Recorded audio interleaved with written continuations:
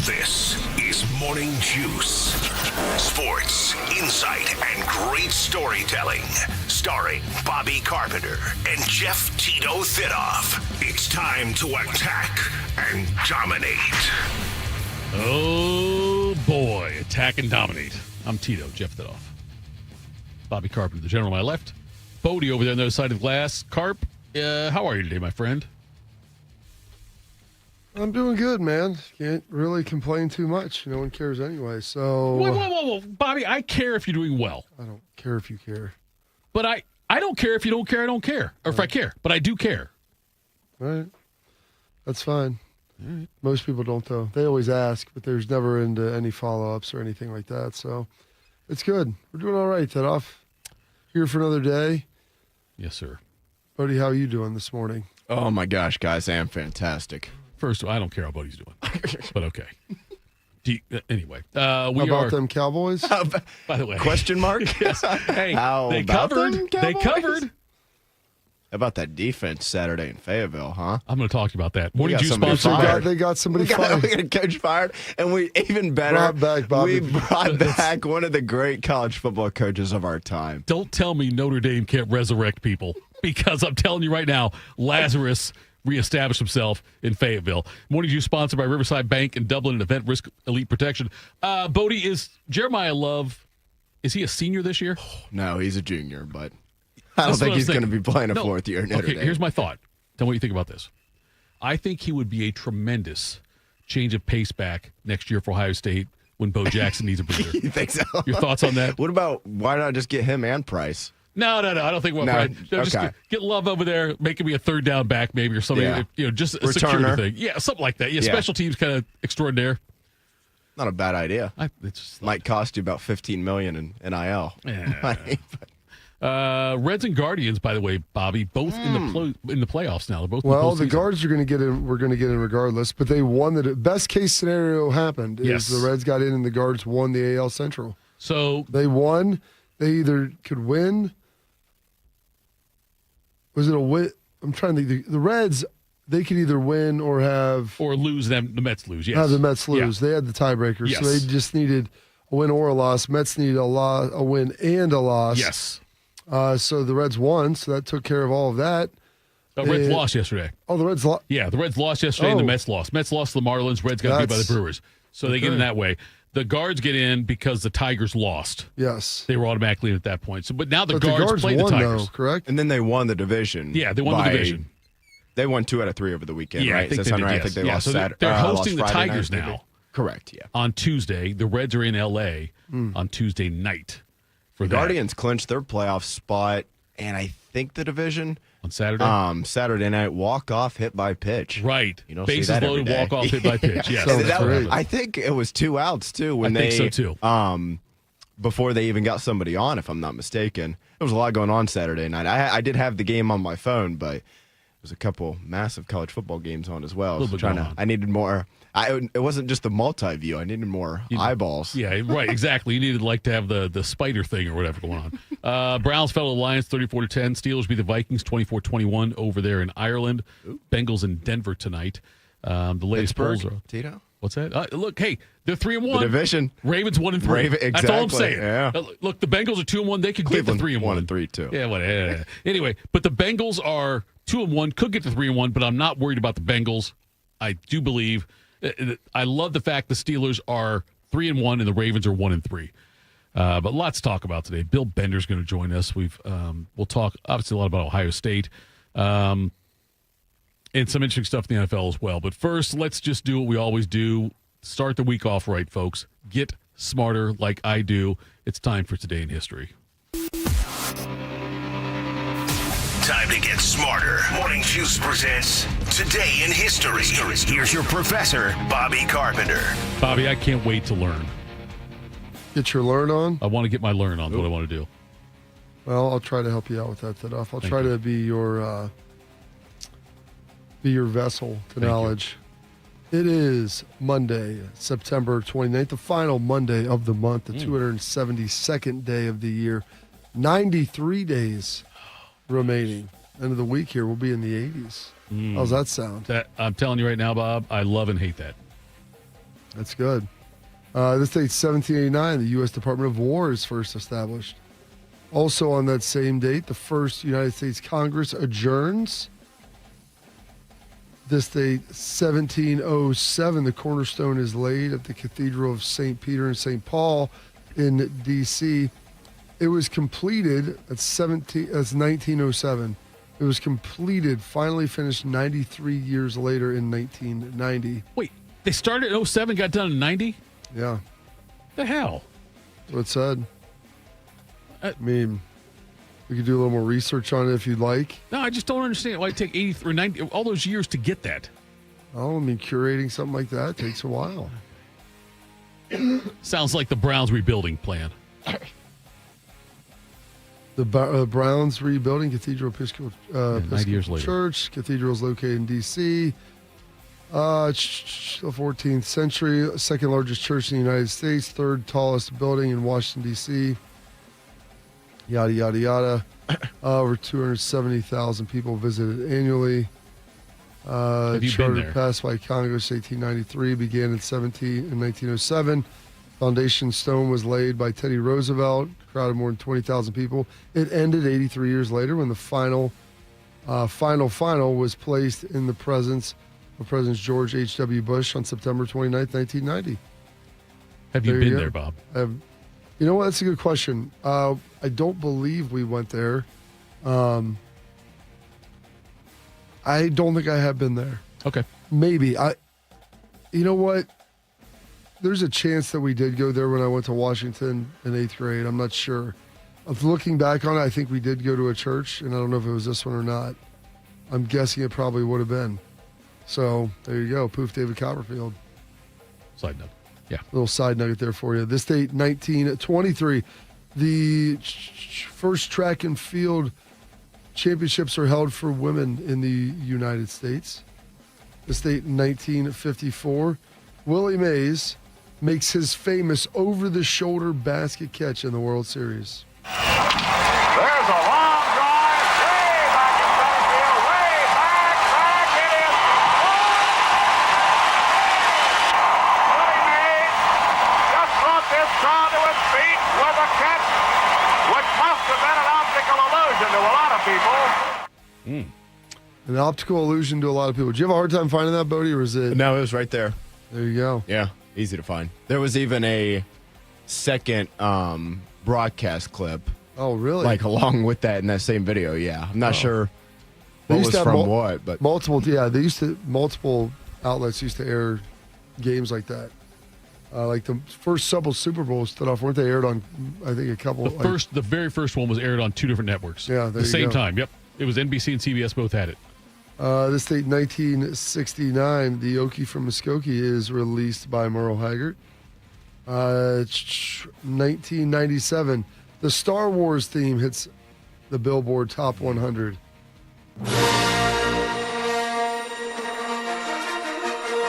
Shark loves Star Wars.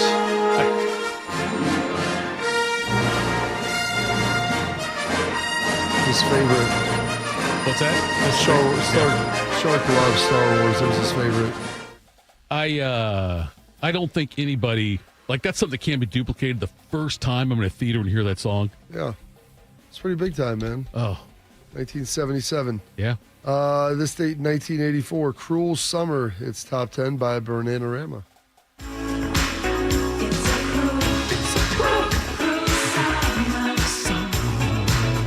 It's a banger. This was on the Top Gun soundtrack. This is what? It was on the Top Gun soundtrack. Oh, So, yeah. We would always play it on vinyl at my parents' house. It was pretty sweet. That's how I got to know it. This day, 1988, Florence Griffith Joyner, better known as FloJo, sets the 200-meter world record with a time of 21:34. And it's a good start. Florence Griffith Joyner already closing the stagger on Grace Jackson. That is her first goal. And here she comes. She'll pick it up as she turns down the straight. She's going after another record. Gwen Torrance is running fairly well outside, but this race belongs to Florence Griffith Joyner. 21:33.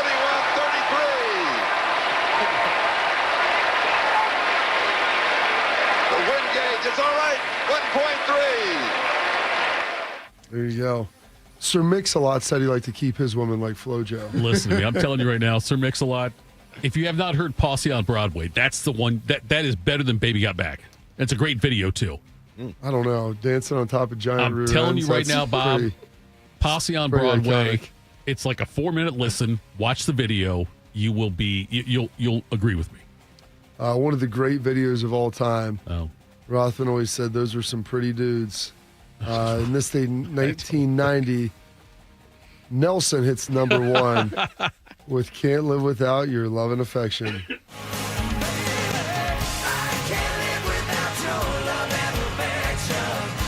One of them's Gunner. What's the other one? I don't know if you know the other one. Texas Ranger. I'm saying Gunner was one of them. There was a Gunner Nelson with an A. Not Gunner like pew pew. Gunner with an A. I'm not sure what the other one's name is. Walker. They were Ricky. They were Ricky Nelson's sons. Matthew. Oh, that's lame. Yeah, they're Matthew and Gunner. Yeah, Oh, poor Matthew. whatever. That's they weak. are Ricky and Christy Nelson's sons. So yeah, their hair and their outfits. I mean, did you watch any of the video when you did that, Bodie? I think I was watching it was just a video that had the lyrics. Oh, the video of the music video is amazing. Yeah. Look, seriously, if you're Gunner, Their hair is pressed. I mean, they are pretty guys. they're beautiful men. Yes, they are. Beautiful men. The state 1996, the Astros, Nolan Ryan retires. The Astros retire Nolan Ryan's number 34. And then in this state 2008, the stock market crash happens. It was a rough time, Bodie. Especially in an NFL locker room. You heard a lot of guys complaining about losing a lot of money. I never thought about that. Oh, I know guys that said they lost $4 million in the matter of like 2 Go days. play some baccarat. You could make it back right there. Could. I mean, now, so if you lose 30% of your like invested dollars, like, yeah, and you got a lot of money in there, 4 million, whatever, but guys are getting close to retirement. We're not all that happy about the situation. Or not. Bodie, my net worth is $100, so 30% is $30. Whatever, right? man. If I drop at 20, I lose 20% of my net worth. I remember thinking, like, it was my second year. I was like, wow, that sounds, or third year, I was like, that sounds pretty terrible. Did you celebrate? What was I celebrating? I'm just saying, like, woo, I'm not as rich as downfall you of guys. others. No, I mean, guys. listen, that didn't sound good for anybody. I mean, I lost money too, but not like that. didn't lose that, I didn't yeah. have that much, going on. Some birthdays today. Stan Berenstain, born in the state 1923, one of the writers of the Berenstain Bears, Stan and Jan, if you will. That was a great, that was a great run by Berenstain. The Berenstain Bears were the real deal. It's a great run. Well, he died in 2005. I don't know about Great run Jan. until 05. Then his son took over, started writing some of it for him. Is his name Gunner? With It's an A? not Gunner. Okay. I don't know if it's like Stan and Jan. I don't know if it was like Fran or I feel like they went Barry Berenstein. I don't know if they did that or not. I'll have to look it up. B-A-R-Y. One of the great ones, Bum Phillips, born in this state in 1923, passing away in 2013. 1 year ago, we knocked on the door. They didn't, though, Bob. They didn't knock it down. This year, we beat on the door.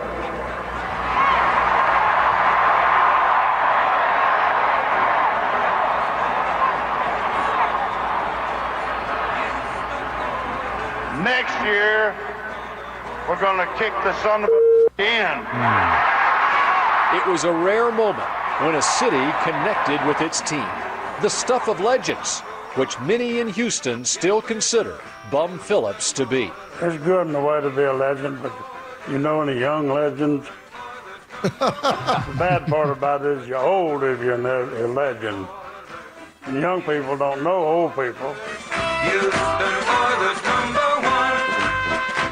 That was a great line.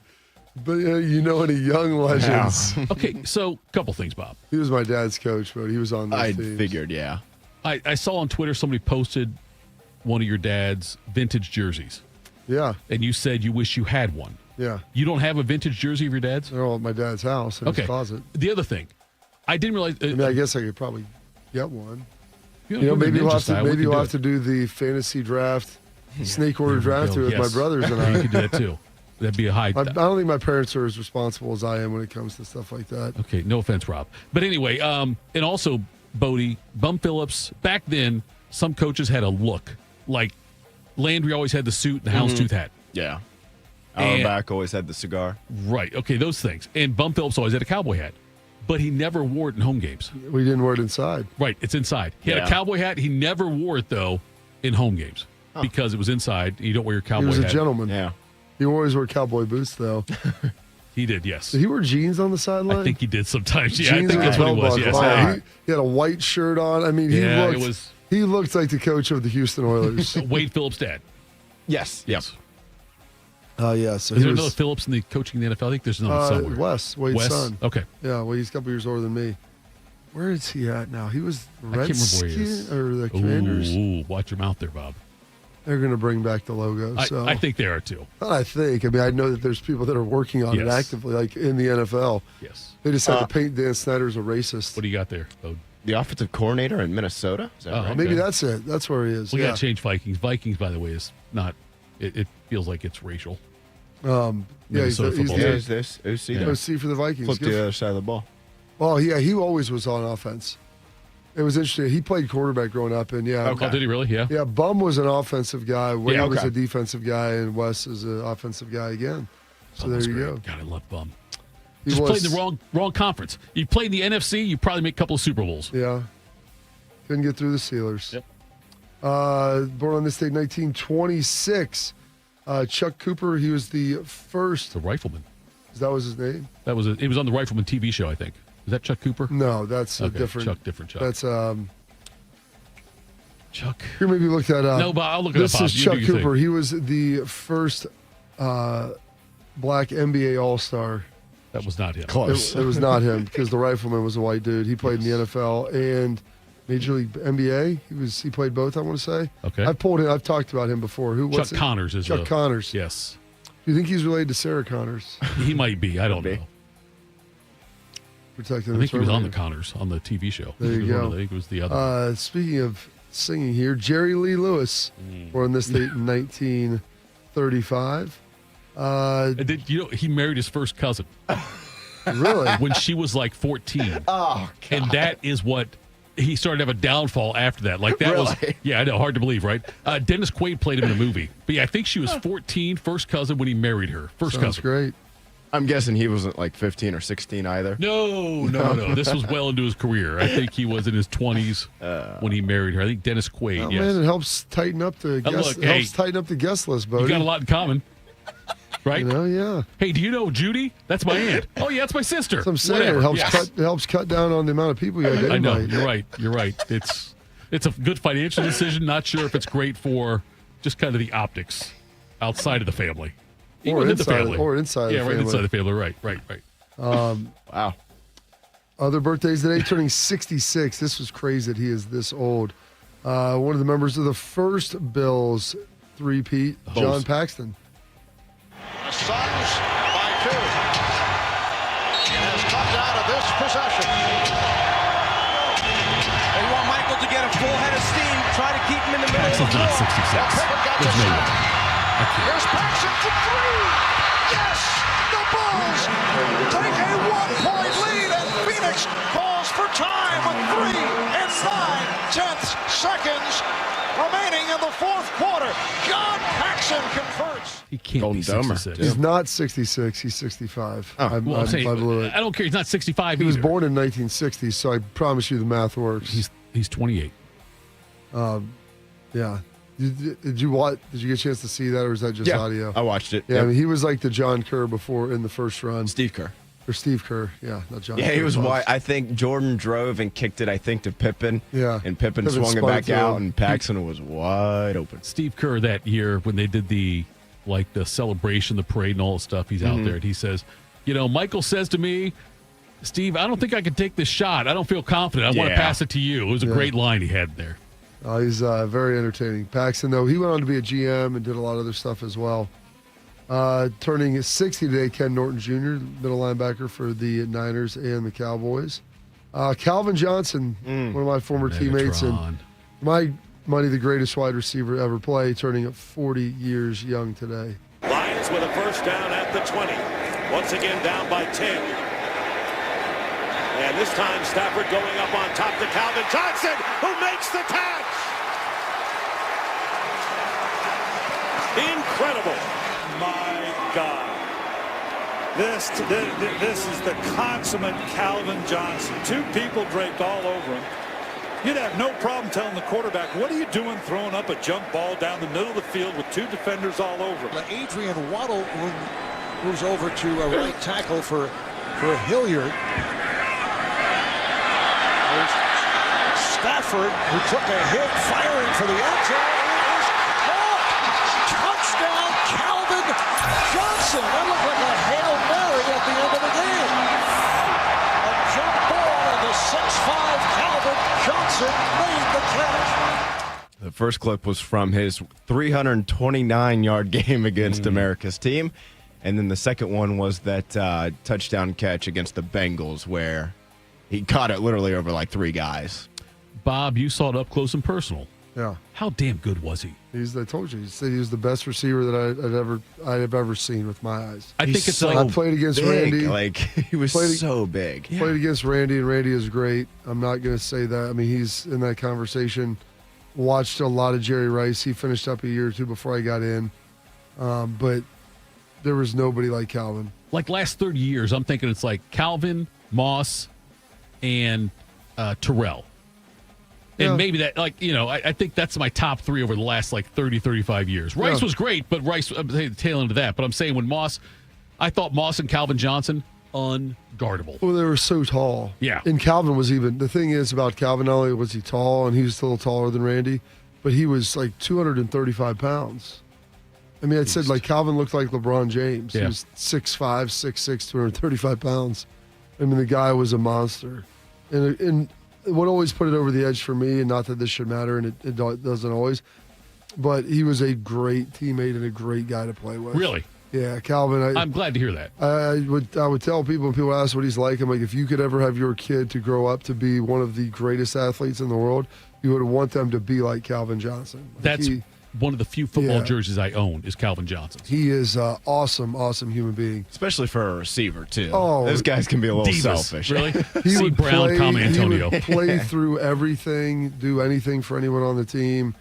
Didn't matter who you were. Just a really great guy. It's been cool to see that relationship with Detroit kind of come back around, just because that's not a win for anybody. It's not. And the thing was, he played through so many injuries, did so many things.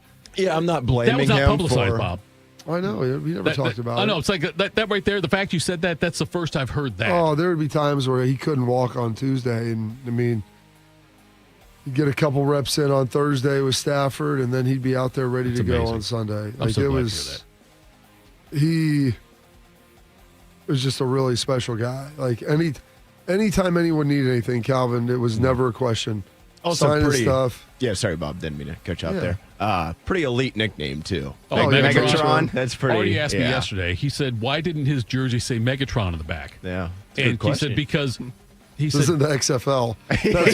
That's the correct answer. And I had to, already said, well, what about Ocho Cinco? on the front. He had Ocho Cinco. That's why he changed his name legally to that. That's why he did that. I don't think Calvin was in that. I don't think Calvin did that. And Artie said, when can I change my name? That really wasn't his speed. Bobby, Artie said he wants to change his name when he turns 18 to Speedy Guy. Okay. Is that a hyphen in the middle? Nope, just Speedy's the first name, Guy's the last name. Oh, first full name, last name. Yeah, last name will be Guy. He'll have Guy in the jersey. Guy is the name. Speedy Guy. That's perfect. Another great player, not maybe not quite on the same speed, but pretty high up there. Kevin Durant turning 37 years young today. Will throw in. Here is Durant for the win! Kevin Durant has won it at the buzzer! Achieving cult status right now in Dallas after his last two performances. Durant! Oh! And a foul! Kevin Durant throws it down, gets hit, and he'll get a chance for a three-point play. My goodness, Kevin Durant off the out-of-bounds play says to Brendan Haywood, excuse me, I got an appointment with the rim. You're in his poster, big fella. Can't get at the full. Rebound Durant. Incredible opportunity. Durant for three. It's good. Kevin Durant from downtown. And Golden State takes the lead. Thought you might get that Achilles pop in there. How about 3 Marv Alberts back to back to back? Listen, the more Marv you can get, the better, I always say. A bite at the apple. Hey, bite is something. That's fine. What about that hotel room? Exactly. Get those stilettos out. That does sound tough. Let's be subtle. Today's Famed fan poll. singer Halsey turning 31 today as well. Some holidays observances. I got to get back to this now. I was drifting around looking at other stuff on the internet. It is Confucius Day, Inventor's Day, Mutation Day for the Teenage Mutant Ninja Turtles. I think this was the date that they finally became... Came out of the sewer? Or? Yeah, whatever they became. The person turtle the sewer. that they became. National Biscotti Day, National Coffee Day, National Mocha Day as well, and VFW Day. And those are your historical events, your birthdays, your passings, your holidays, observances for this date, September 29th, the 272nd day of the year, and 93 days remaining in this 2025.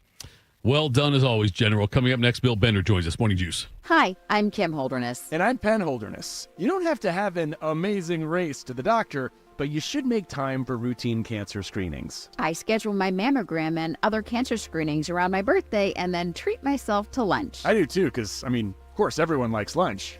The C word can be scary, but routine screenings can detect cancer before symptoms appear. And early detection equals better outcomes. Go to preventcancer.org to find out which cancer screenings you need. You know what hope is? Hope is action. Carving a path forward, even when it's hard. And kids who still know how to dream. They're the best pathfinders of all. So at Child Fund, hope means helping millions of children living in poverty worldwide to grow up healthy, educated, skilled, and so all those good things can come true for them. Safe. And that means safe at home, safe at school, and safe online. Hope means walking this path together. All of us. Because when we work together, we can do so much more. That's right. Hope includes you. Child Fund, because we need each other. To learn how Child Fund works with children in 23 countries to help them achieve their full potential, visit childfund.org. That's childfund.org. What would it take for my child to only miss half a day of school for treatment? What would it take to fund a cure for childhood cancer? It would take all of us to come together to support the research. Join us. Go to childrenscancer.org today. Hey guys, 13-year NFL veteran and Super Bowl champion Jason McCourty here, and I'm the Innovation Ambassador at FAIR, Food Allergy and Research Education. I would say the most challenging thing as a parent of a kid who has a food allergy is probably the ignorance that I myself had in the beginning. I didn't know what anaphylactic shock was. I didn't know the dangers, let alone the things that she needed to be able to have a normal life. When you go to drop your kid off, and every single time in the beginning, we'd have to go through everything she was allergic to. Preparation is everything. And me, for playing football for 13 years, it was all throughout the course of the week. It's getting ready for game day. When you're on the field, you're playing for your fans. At home, you're playing for your family. My playbook, read labels, keep it allergy friendly, and have an epinephrine nasal spray as a backup plan. Because when my family's safe from food allergens, that's the real victory.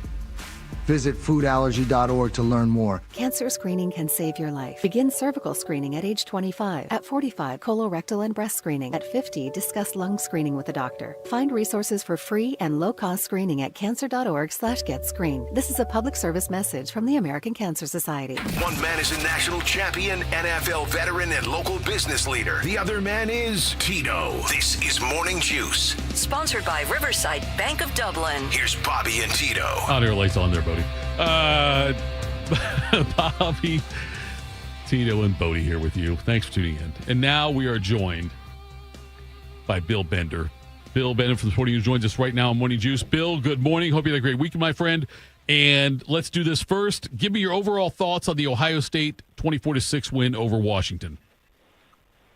Well, the defense stood out again. Anytime you can go on the road, and that line had obviously fluctuated a great deal. I think Julian Sayin in his first road start made the plays, and a win's a win. Now you get to come home and play Minnesota in prime time and go from there. And they have just remained steady. Defense allows 5.5 points per game. Jeremiah Smith does his thing on a weekend where other powers didn't show up. Ohio State keeps doing just that. There are entertaining games all over the place, Bill. I mean, so I'm going to give you carte blanche to kind of take this and just talk about your biggest takeaways that you saw from the entirety of this Saturday and even Friday night. Yeah, the Florida State game, that's an example of going on the road and getting pulled in, so to speak. You dig a 14-0 hole. Thomas Castellanos brings them back in the game, and then overtime is back and forth. I was amazed at how much Virginia was able to get on the ground with double-digit drives in that game. And then at the end, I was amazed at how quickly the students got on the field. I mean, that was close in terms of I thought they were going to get flagged. There would be a penalty, and they would get another play. Those guys were on the field pretty quick.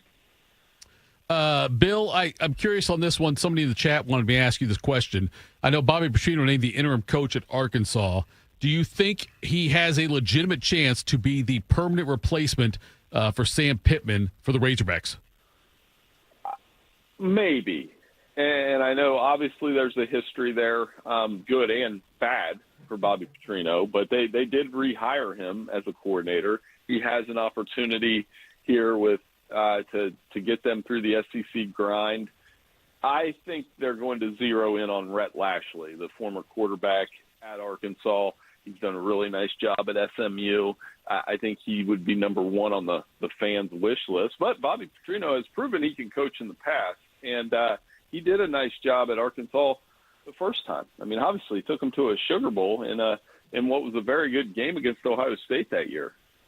Yeah, it's pretty wild to see that. Do you feel better about the other side of that game with Notre Dame of how they, not that they just scored, which we knew their offense was good and the Arkansas defense was not, but the fact that they held a pretty prolific offense really in check all day long?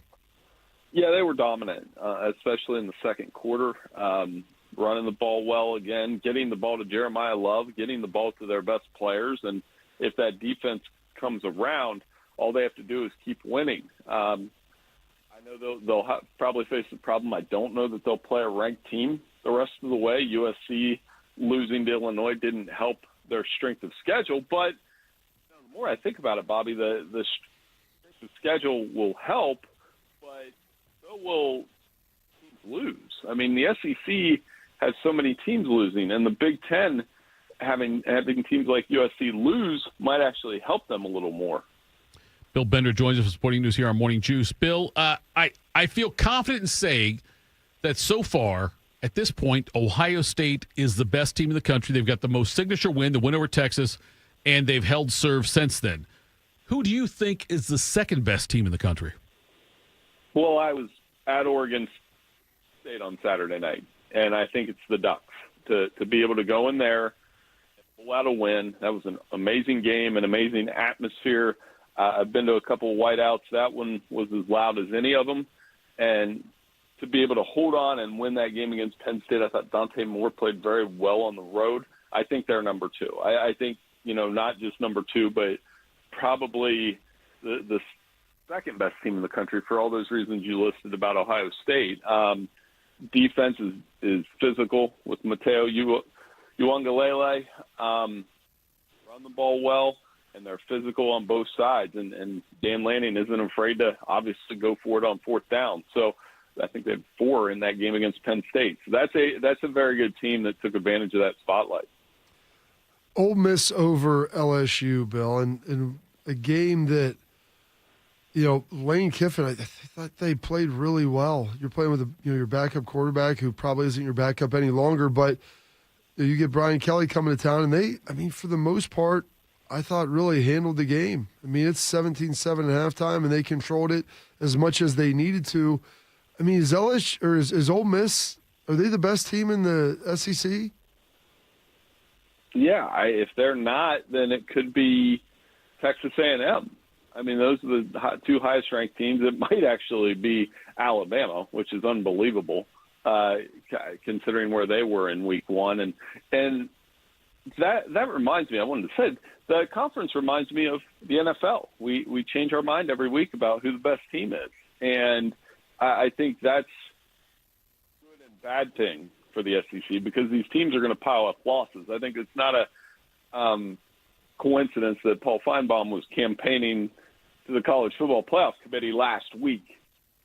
See what is coming. All these teams are going to lose. Georgia's going to have 2 or 3 losses.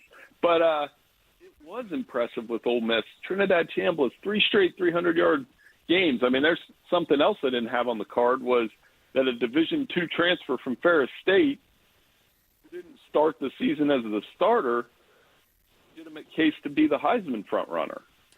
Okay, I'm glad you said that, Bill, because I was going to ask you this question. Mateer's injury certainly, I think it takes him out of the Heisman running because he's going to miss too many games. You can't miss 4 games and still be a Heisman contender, I wouldn't believe. Who do you think is now the Heisman front runner? Probably, it's probably Fernando Mendoza right now, even though he didn't need to take that safety at the end of the game. Yeah. That was a wild finish. And I'm sure you guys will talk about that. But I think it's probably him. I still think Jeremiah Smith, all he has to do is keep doing what he's doing. And if he has monster games against Penn State and Michigan when everybody's watching, he'll have a valid chance. I mean, he's the best player in college football. So, that's also subjective. Ohio State's got some guys on the defensive side that you can make that argument for, too. Yeah, they've had a number of players that are up for it. This feels like, Bill, it's the most wide open this race has been in a number of years. Anybody who we thought at the beginning of the season that was one of the front runners, like they've all fallen back.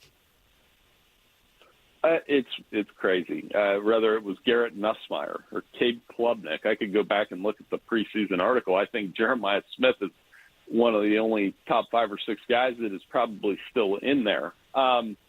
So, yeah, that makes it wide open. And we don't have a Travis Hunter-type player or an Ashton Jeanty. I mean, Ahmad Hardy would probably be among the best running backs, the Missouri running back. And if they keep winning, he might start getting attention. But very few people probably even know who he is right now nationally. So I think that's another name to watch. And these quarterbacks keep kind of changing places every week. I mean, Carson Beck could hang in there. This is it's too bad Florida State lost because it took a little bit off that Florida State Miami game that we're getting on Saturday, one of 2 games with ranked teams. The other, of course, being Vanderbilt and Alabama. And Diego Pavia, I'll throw this on you guys. I've been this excited to watch a quarterback play against Alabama who beat them than when Johnny Manziel did in 2012 and 2013. Yeah, that's going to be fun to see that. And the Alabama situation, I can't figure out the SEC. And it's become so much of a scattershot thing. You got teams you think are really good that end up getting beat. And now, I feel like it's going to be such a jumble in the SEC. Yeah, and it's very high possibility that you'll have a 3-loss champion, the more I think about it.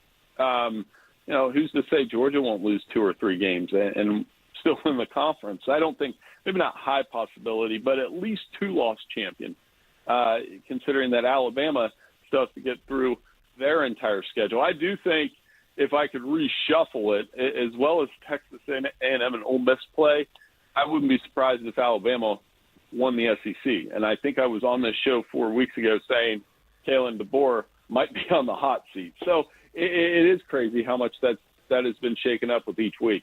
So is Illinois more of what we saw against USC or more what we saw against Indiana?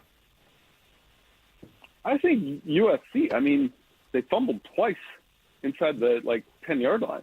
So if they convert those 2 touchdowns, it's an even more impressive victory. For me, it goes both ways. For USC, it was as soon as Lincoln Riley complained about the kickoff, I kind of had this feeling of, okay, well, there's that. Now they're in trouble, and it did take them a half to get going. So Illinois, I think as long as they continue to win their games, and they're set up that their next big one will be when Ohio State comes in there, that they should be right there in the mix. But that 63-10 loss to Indiana is going to continue to hover over them the entire season. The committee will definitely, that'll be a sore spot. Okay, Bill, you were at the Penn State game. I know that game day, they specifically wore new edition white, all of them except for. Oh, gosh, it looked amazing. Yeah, except for. Pat was the groom with the light yellow on. Pat did that, yes. I'm curious, Bill, did you wear white? Were you aware of, did you specifically say, I'm not wearing white? I don't have a lot of white pants laying around the house. Just a white top. Did you have white on? No. Okay. Again, I will say this. I was thinking about this last night after watching that 40-40 tie, and I couldn't sleep, that there are a lot of emotions in college football stadiums. I've seen them all. The tangible emotion there is frustration. And they want it so bad. These fans want these wins so bad. And to lose in the fashion that they did, you can feel that frustration in that stadium. I know that might sound a little bit weird this early in the morning, but you know what I mean. You've been in stadiums where, that fan base just wants to beat the other team so bad, and you can feel it right off the go. And then when it doesn't go their way, and a lot of that was directed at James Franklin on Saturday. Bill, appreciate the time, brother. We'll talk again soon. Thanks so much, buddy. Hey, thanks for having me on. Talk to you next week. You bet. That was Bill Bennett of Sporting News joining us right there. Coming up next, Quick Hitters Morning Juice. When it comes to protecting your business, whether it's your staff, property, or assets, don't make a crucial mistake by contracting companies that provide subpar and unprofessional service. What you need is a security partner known for their unwavering professionalism and unmatched reliability. You need Event Risk. Event Risk is a U.S.-based, veteran-owned company that not only specializes in on-site guarding, but also offers armed security associates and executive protection agents. Event Risk, elite protection for your peace of mind. Hello, my name is Eric Rose, CEO and founder of Event Risk Security Services. We are a U.S.-based, veteran-owned company providing protection services and consulting to Fortune 500 corporations, movie studios, celebrities, and high-net-worth individuals. If you're tired of fluff margins with low compensation for poor quality security officers and the endless revolving door of vendor staffing, then give us a try. For virtually the same cost, we can then address what keeps you up at night. Visit EventRiskInc.com. Regenerative treatments for joint pain are creating lots of excitement in the orthopedic community. QC Kinetics Medical Director Dr. Ray Tessner recalls a recent conversation with one of the country's most acclaimed orthopedic doctors. He said, when you and I are young, the arthroscope was a quantum leap in treating orthopedic problems. I think regenerative medicine is the new arthroscope. Surgery is no longer the go-to solution for chronic joint pain in your knees, hips, shoulder, or back. QC Kinetics is leading the next quantum leap. All-natural regenerative treatments that provide relief and mobility. I think one of the tenets of being a good physician is the old saying of do no harm. That's what I enjoy about this form of treatment is there's very little chance that we're going to cause harm, and that's refreshing to me to be able to eliminate the dangers that can come sometimes with surgeries. Book your free consultation today in Dublin or Gahanna. Call 380-208-4544. That's 380-208-4544. 380-208-4544. Or go to qckinetics.com/Columbus. Every child deserves a safe, loving, and permanent home. Help the Dave Thomas Foundation for Adoption find families for children who've lingered in foster care the longest. Learn more at davethomasfoundation.org. Hi, this is Martina McBride. With online news, social media, and texting available 24/7, the world seems to be spinning faster and faster every day. And it can be overwhelming. Sometimes we just need to unplug and take a break from our electronic devices. It can help reduce stress and allow us to reflect on the things that are really important in our lives. This message brought to you courtesy of the United States Air Force. Since 2003, Wounded Warrior Project has helped post 9/11 veterans adjust back to civilian life. Through specialized programs, they begin healing their bodies and minds while regaining a sense of camaraderie. Learn more at woundedwarriorproject.org/possible. Bobby's knees hurt from doing battle with some of football's toughest warriors. Tito's knees hurt from begging Bobby to let him host this show. Oh, pick me! Oh, I know, me! This is Morning Juice. It's Morning Juice. It's time for Bodie to take center stage. Morning Juice presents Quick Hitters. Sponsored by Dr. Mark Levy. If you're snoring and not sleeping, call Dr. Mark Levy today at 1-800-MORE-SLEEP. He's Bodie Wells. Happy Monday, fellas. We'll start with college football. Following their 56-13 drubbing at the hands of your Fighting Irish and an overall record of 32-34 in 5+ seasons, Sam Pittman has been fired by Arkansas. Go Hogs. Or Arkansas, if you're less miles. Yes. Due to his record being above 500 since 2021, the Razorbacks owe him a buyout of $9.8 million, so too shabby there. Could have been less. What's that? Could have been less. They would have let him get under 500. Yes. And if they waited about 3 weeks, they would have been under. But nevertheless. Now for the best part of this news, though. The man who will replace Pittman as the interim head coach, none other than Bobby Petrino, who went 34-17 in 4 seasons as Arkansas head coach back from 2008 to 2011, including winning 10 and 11 games in his final 2 years of that stretch. They also finished number 5 in the AP poll in 2011. But Petrino, he was let go in the spring of 2012 when he was involved in a single-car motorcycle accident. Also involved in that accident was a young woman and former Arkansas athlete who Petrino happened to be having an affair with. Bobby? Let him live. Do you like Arkansas giving the keys back to the program there in Fayetteville? Back to Petrino. He didn't even need him to give. He had that key already in his pocket. He was just waiting for them to give him the nod. And he dove all over this. I'm curious to see.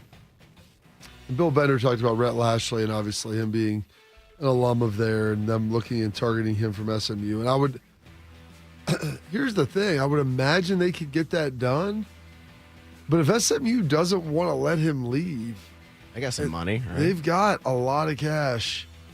And I could foresee a world where he probably says, hey, I could win the ACC a heck of a lot better than I could do in the SEC. Oh, yeah. I've got great facilities. I've got all this, and I'm in Dallas, Texas, as opposed to being in Northwest Arkansas, which is terrible. Nothing against it, but all due respect. No offense. All due respect. That it's idea terrible. worth a velvet painting of a whale and a dolphin. Get it on. Bob, I think that, and I'm not getting into politics. I'm not doing that. But I think now, in this day and age, what Petrino did is much more forgivable than it was back then. Commendable, even, maybe. Okay, commendable. That's fine. I'm just saying, I think that if you're Arkansas, sometimes you got to go back to go forward. That's Petrino's what the McConaughey answer. says. He's the answer. Petrino's the answer. He'll be the starter. He'll be the head coach at Arkansas. He will be that. All that stuff that happened before, Bob, that was... I mean, he would have to be the first coach, at least to my knowledge, that has been a head coach fired at 2 different Division I schools twice. Oh, yeah. Oh, yeah. Louisville. I mean, and his second tenure at Louisville was pretty good. I think he'll be. I mean, think he had Lamar Jackson. They won a Heisman Trophy. They won 10 games. I think he's the My next. brother was on that staff. I'm going to have to text my brother. Your brother coached under Petrino. Yeah, he was the strength coach there for 3 years. Why is he not on the show today? Because I don't know what his opinion would. I'm not sure what he would bring. Which is perfect. We don't know what your highness brings either, but we have him on every week. He brings the wins. Your brother could have been your highness. A little bit more than that. All right, go ahead. So I just looked it up here, and not only is Rhett Lashley from Arkansas and played at Arkansas, he literally grew up 15 minutes from the stadium. That's fine. That's why he doesn't want to go back. Maybe, yeah. On to golf here, guys. Europe has retained the Ryder Cup as they held off a furious rally from the United States of America in singles play on Sunday. They started off on Sunday needing just 2 points to beat the Americans. They led 11.5 to 4.5 when play concluded on Saturday. The score moved to 12-5 when Victor Hovland was forced to withdraw from singles due to a neck injury. And then U.S. got 2 points. Exactly. Golf, man. Come on. It's just your neck. The U.S. got 2 points early when Cameron Young and Justin Thomas both converting birdie putts on number 18 to win their respective matches over Justin Rose and Tommy Fleetwood, but Ludwig Oberg. Oberg. I've heard Oberg. You're right. Oberg's right. Okay, Oberg. I've I always, messed it up. Yeah. It looks like an A, or it is an A, but it is an A, but it's got like pronounced dots Oberg. around it somewhere. Yeah, it's got dots around it. His win over Patrick Cantlay moved Europe within a half point. And then Shane Lowry got the job done there, beating Russell Henley. Tito, what you think there, Mister? Look, You're a golf expert. They needed Don Henley instead of Russell. I'll tell you what pissed me off, Bobby. On a dark So side Hovland, the hole that they dug at the beginning. No. Hovland can't play because he's hurt. Right? Hovland's like, I can't Allegedly. play. I don't know, the next, well, it's not that far away from the heart, but it's not Nito. Metaphorically, yes, right. Anyway, okay, and I think he's legitimately injured based on what I read. He is legitimately injured. Get hurt playing golf. But Bob, they split the point. Then U.S. doesn't get one full point. Yeah, that's because he withdrew. He got half. He got half. They should give the full point to the U.S. I don't think U.S. still would have won. It wouldn't have happened based on what happened. But I'm saying the fact that because a guy can't play, it's called a tie. No, if you can't play, it's a loss, Bob. I would imagine that's what it should be. Yes, it should be. Because if not, you would be able, if you needed. My neck hurts too. My neck hurts too. My neck hurts too. Europe wins. It's supposed to be a gentleman's game, but yeah, you're right in saying that. I've never been a fan of the splitting of points. No. On a when you withdraw, I don't care if you've got a however many point lead, however what it is. Like if you can't play, you lose the point. That's the reality. That's of the way it. it should be. I agree. The team's on the court. Yes, and so there we go. We went away from Miracle to Hoosiers. I love that, Bob. That's two movies I've seen. I think if Herb Brooks, we could do Miracle and Hoosiers all the time, I'm in there. I get all your jokes. But I'm just saying that I think that it was ridiculous that it was a split point. Europe wins. U.S. had a great showing yesterday. They got too big of a hole. They dug themselves a crater to get out of. Yeah. They almost did, but we got to win one of these, man. It's been 3 in a row that we've lost on American soil. Okay, Bob, you said that passionately, but are you passionate about that? Yeah, I was going to watch some more yesterday until the ending became apparent. But I need to be engaged in it. Like, I need to have a reason to watch. Right. And you've got to be in the match, like in contention. Now, like I said, they battled back, but I basically shut it down psychologically after On Saturday because they were so bad. Yeah, like I'm with you, Bob. Like I want the U.S. to win, but I'm not. The fact you said they've lost 3 in a row now, I wouldn't have known that off the top of my head. So we've talked about it all week. That's fine, but I don't retain. Come on. Look. But I'm just I saying. think your dude that we have on, John Gerber brought it up. He may have brought it up again. Do you not listen to our guests? No, not usually. I'm usually my next question. And when's my turn to talk? Right, exactly, Bob. I don't listen. I wait to talk. I'm just saying that I am not as passionate about it. Yes, I think they should win. I wish they would. Wish they would. But I'm not. If wishes were fishes. That's fishes. Go ahead. NBA basketball here, guys. After spending the first 9 years of his career in Atlanta, try not to get too excited, Bob, and 7 of the last 9 with the Boston Celtics, including being a key member of that 23-24 NBA title-winning team. Al Horford is set to join the Golden State Warriors on a multi-year deal. It'll be his 19th season in the NBA. He was a part of that 07 draft class, averaged 9 points, 6 rebounds, and 2 assists, while shooting just over 36% from 3 last year on 5.5 attempts with the Celts. 39 years old, joining veterans such as Stephen Curry, Draymond Green, and Jimmy Butler. Bobby, can they make some noise in that loaded Western Conference? They got an old team. They got a lot of experience. He's got even older. They did. Do they let him walk if Tatum doesn't tear his Achilles, you think? I don't think so. I don't think he would have wanted to leave as well. I don't think Boston necessarily was probably killing them. I don't know that they quote unquote let him walk. He was a free agent. He obviously just could have left. I think everything that went into this offseason was you know what? He's probably got a year or 2 left. He wants to win a ring. That's all he cares about at this point. He's getting a potential second championship. Yep. And with Tatum, maybe sidelined for the year. I saw Tatum working out over the weekend, and I'm not going to lie to you guys. That had me a little juiced, but I do think it would be the smart decision to sit him most of the year. But nevertheless, it's Golden State. They're not in that top 3 or 4 teams. They're probably in that next bunch.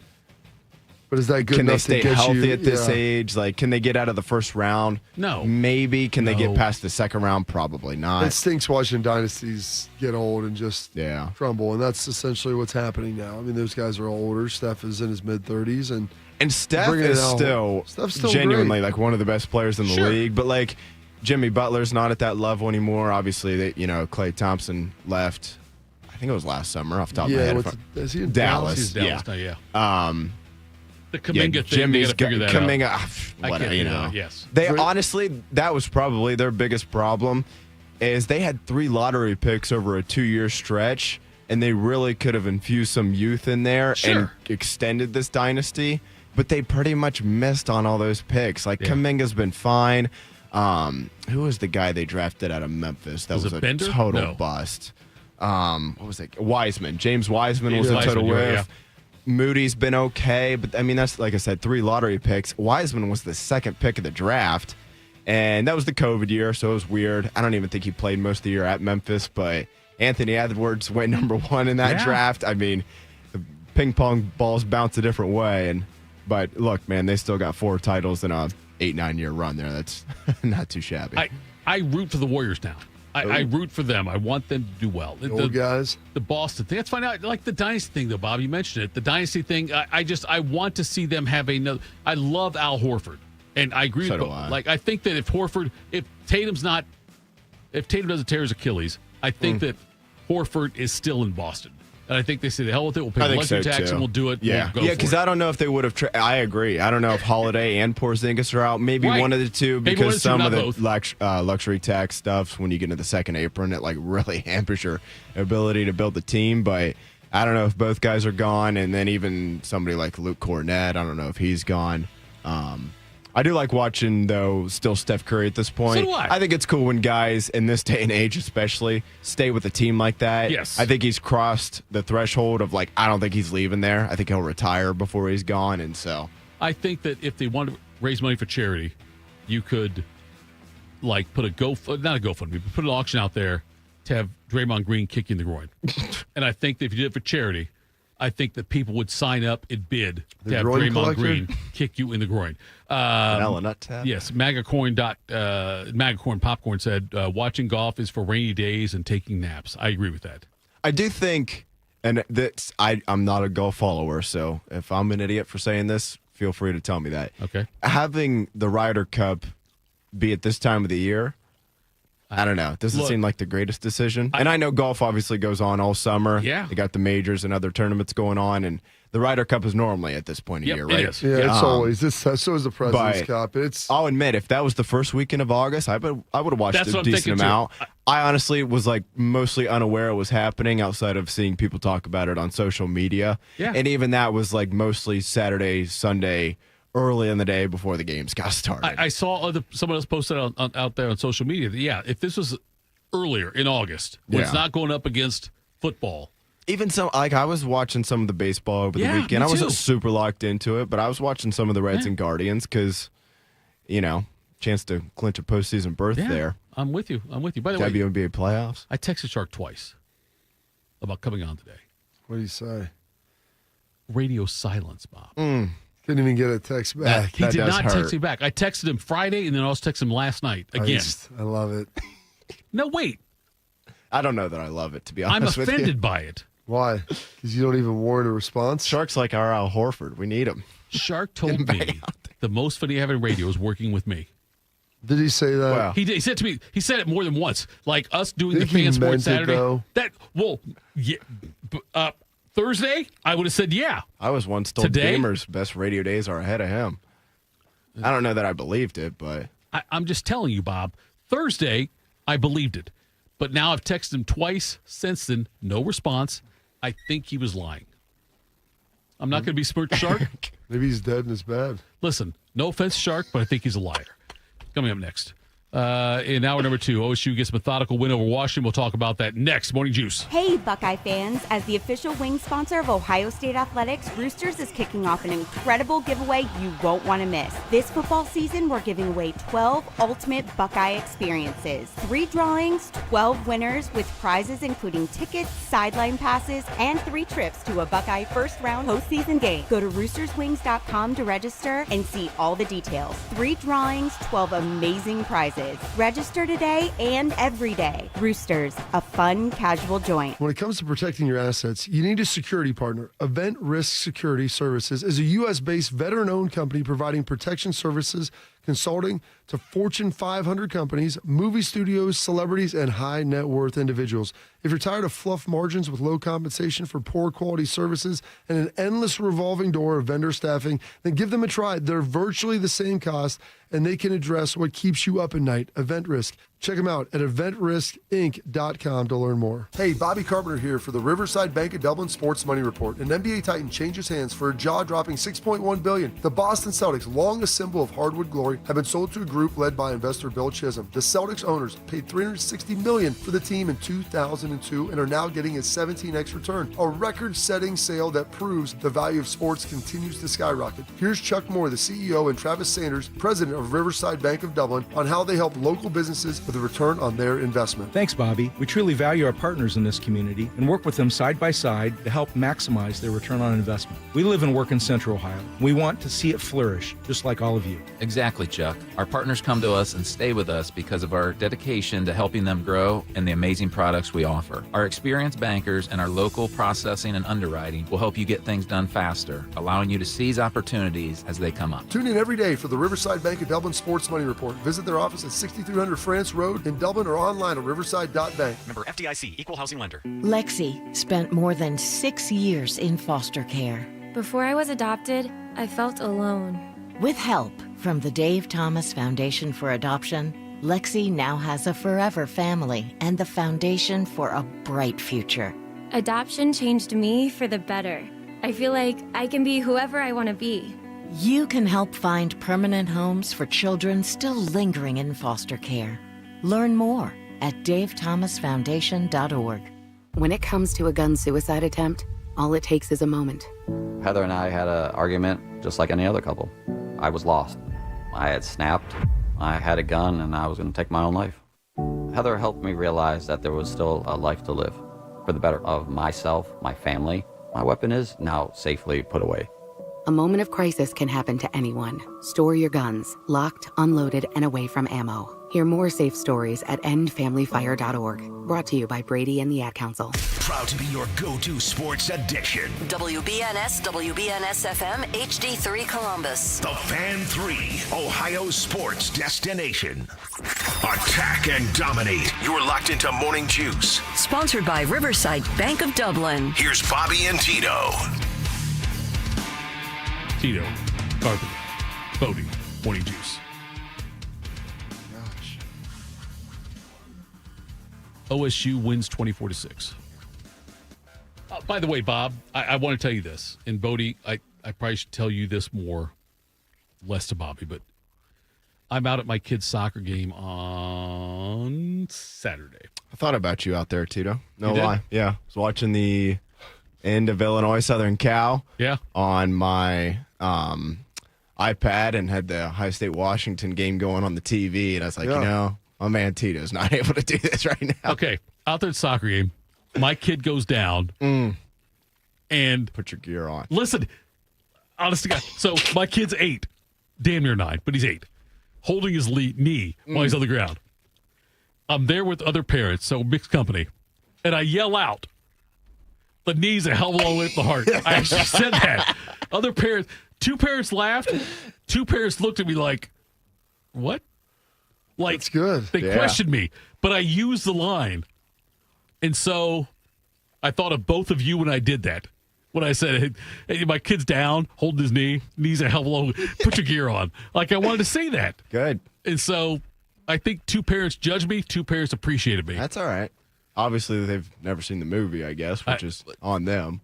Maybe they just thought that Olympic hockey is a little different level than 8-year-old soccer. You got to start somewhere. Look, by the way, kid got up and played. Yeah. It's like nothing went wrong. If you wait until they're on that Olympic team, yesterday, it's probably too late. We're driving to flag football. Artie says to me, I don't know if I can play. My knee hurts. So you should have told me that before we got in the car, buddy. No, look, he said it all the way. I said, Artie, stop talking about it. I don't want to hear it. If you can't play, tell me you can't play. We'll go home. Or tell Coach DeHaze, tell Coach Carpenter you can't play. And they went out there and had a great game. Anyway, so Ohio State gets the win. Not to compare Artie. Funny, there to keep you busy. not to compare Artie to Ohio State football. But the Ohio State Buckeyes get that win. And the first road win for them, first road game, says something about it. Let's hear Ryan Day talk about that. Now, we're not where we need to be in terms of, down the road. I think we still got a lot of work to do in all areas. So we have to continue to work to get better. But you're seeing, obviously, the potential of where we are. But each week we're going to have to continue to get better because, in this conference, that's our first conference win. Got a lot of work to do. But it does give us something to refer back to of you just went into an environment where they've won 22 straight games, and this team won. And, if we can do some things a little bit better, we're going to come out of this film session thinking that, we could have even played a little better in certain areas. But that's it. This time of year, you got to continue to figure out what the issues are and continue to get better. But I think the confidence is there, and it should be. Bob, methodical win. It wasn't, I think Ohio State was very conservative early on by design. But I thought that Ohio State, though, they played like they were going to win and called the game like they were going to win. A little more open in the second half, but nonetheless, I think that Ohio State played a damn near perfect game. Yeah, perfect. Damn near. I think it was very methodical, Bob. They fumbled. They got turned away on a fourth and half a yard on the 5, and then they fumbled the ensuing punt return on like the 25. The game could have been a lot worse. They could have probably scored. I think my score was 35-13. I think that's what it was, yeah. They could have very easily touched that. But I'll give the Washington defense credit. I thought they were a little better than I thought. Sure. Offensively, I was kind of disappointed. I mean, they moved the ball and they did some things, but Matt Patricia's a really good defensive coordinator, but I thought they'd be able to run the ball a little bit better than they did. And I thought that Damon Williams would be good for at least one good big play. I thought Jonah Coleman would be able to do a little more than he did. He was okay. And I thought Damon Williams would be able to get out for maybe one big explosive gain, and that never materialized really as well. But you and I talked, there were people that were clamoring for the timeout in the end of the first half when Ohio State had the ball. And I thought that would have been a mistake. I think that's what I'm saying. But that was, would you classify that as a conservative play? Not calling timeout. I don't know if it's conservative. There's 40 seconds left. You've scored one touchdown on offense. You're up 7-3 going into halftime. And the likelihood of you driving using, I guess you'd have to use 2 timeouts. Right. I think you would have had one left. And let's say you could I guess they were really backed up after the sack. They probably weren't going to convert. But let's say they did a good job punting and you're on the 10-yard line. Right. So in theory, you're having to drive about 60 yards in 35 seconds with one timeout. Right. And not that that's not capable. You're not capable of doing that, but why give them any momentum heading into halftime? If they stop you, it gets them juiced up. You've done what you need to do. You got the stop. They didn't move the ball, and you have the ball coming out. I think right. You get the ball. Yes. Do you think if they didn't have the ball coming out, that would have changed? Yeah, potentially. I think it could have changes the conversation because you're getting the ball coming out. So don't do anything to break the momentum. And they didn't score on that subsequent drive. I don't think, or did they score coming out? No, I don't think they did. I don't have a problem with it, and I don't. In the moment, at first, when I'm sitting there, no, they did. They scored their first drive. Okay. Yeah, so 14 plays, 75 yards, 7:41 drive. That's methodical. Drive all the way down there, then they give a field goal. Ohio State gets a field goal, turnover and downs, touchdown, end of game. There weren't. You look at possessions: 1, 2, 3, 4, 5, 6. End of game where they kneeled it out was their 7th. Now, granted, you did fumble a punt there, which would have been 8. Right. The tempo of which this team plays, Ryan, they can go up tempo, but Ryan, the first half, I want to say, was an hour. Yeah. It was so quick. I looked down, I'm like, man, this game is hauling. The game in total, I think, was 3 hours. It's crazy. Because that Ole Miss Bama game, or the Ole Miss LSU game, yeah. It was the fourth quarter was starting. Yes. Yep. As the game was ending. I could tell by that on Saturday. Reese and I we did game night, and we went on half an hour earlier than we really do because the post game stuff ended here. Yeah. So I knew it was quick then at that point. But yes, Bob, and as a fan, as a Buckeye goober, in the moment I'm like, call timeout. But then afterwards, I reflect on it. as an analyst or a semi-professional radio guy, everybody I think thinks like that it's just they get the ball, they're going to go score. I know. Like after I sat on it, I said, you know what? Ryan Day, not that needs my affirmation, but Ryan Day did the right thing. Or Heartline, Ryan Day, whatever. They did the right thing. That's more probably the head coach decision. You got Day saying to Heartline? Yeah. God, I would love to know all that. What do you think Heartline's going to have? First of all, he's in the box. I know. Who's he yelling? Hey, Ryan, call timeout here. No, like who's in charge? No, me or you? That's my question. Okay, Bob, I'm glad you said that because so we know Heartline's the play caller, right? Yeah, he's not the head coach. No, he but I'm doesn't saying get a choice of timeouts and primary play caller. Yes. Okay. Heartline then would say today, call timeout here. If he wanted to do it, he would do that. He would not be saying we are calling timeout. He would say to Ryan he's not Day, on the field, number one. I understand, but so he's he talking can't today yell from though, the right? box. Is he talking today? The headset? I'm sure they're on the headset talking. On the headset. That's what Ryan does. He's not. What's his name? Who is the Brady Hoke? Brady Hoke. There we go. Okay. Brady Hoke who just wandered around without a headset on. So like, why do you need a headset? Well, to talk to your coaches. So, Bobby, I'm asking you this as a complete layman. Talking like a 5-year-old.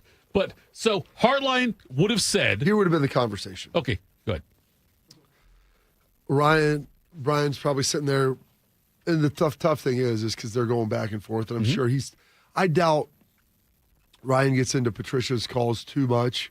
But it's like, hey, what do you want to do here? What are we thinking?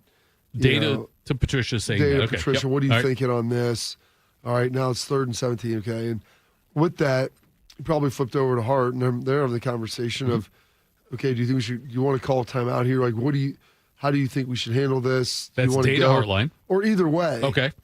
Coach, what do you need me to get 2 minutes ready? Like, are we going to burn a timeout here? Is this what we're going to do? And you look at it, you're thinking, okay, and then you talk to your special teams coach, like, who's running that? What would our punt return look like? Would we go for a block? Right. Would we try to return? Like, this is why it's really hard to call plays and do all that, because if you're calling that, having to call plays, you're thinking about what's going on as opposed to getting everything set up, because it's not as easy as let's just call a timeout. Like, you have to kind of be prepared for that going in. Your guys have to have a knowledge of it.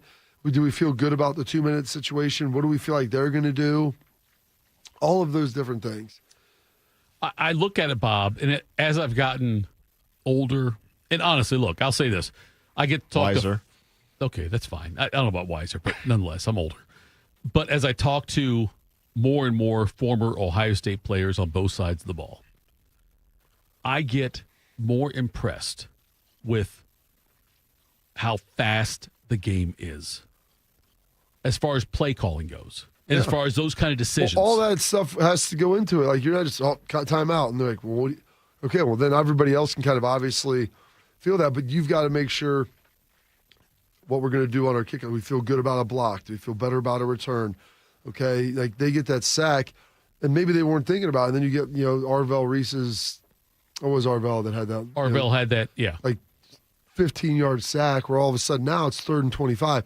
Or it's going to be 2nd and 25, because you probably weren't thinking we're going to call timeout there before that, because if it's still 2nd and 10, timeout's only helping them. They were in the chance where they could have scored. So all of that flipped incredibly quickly.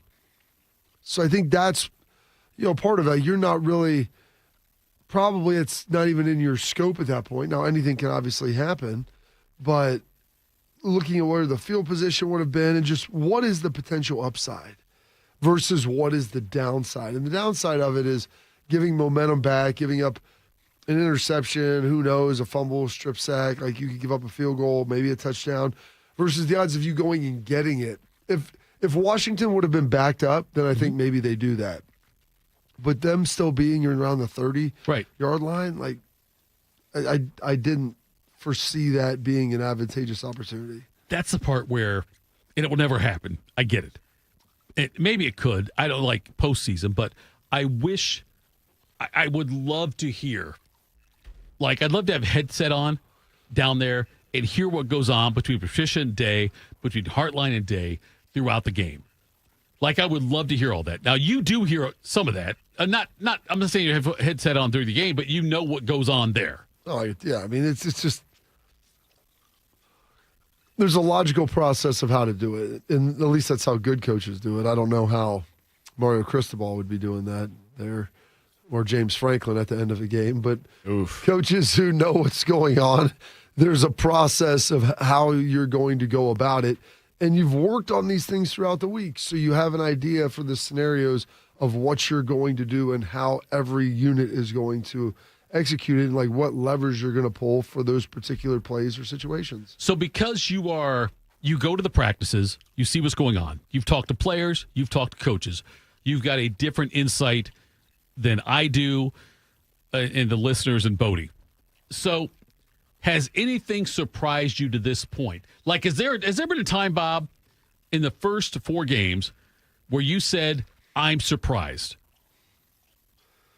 Well, it's tough because Grambling and Ohio University, like the quality of game. Right. Texas, there was some where, not some, I guess.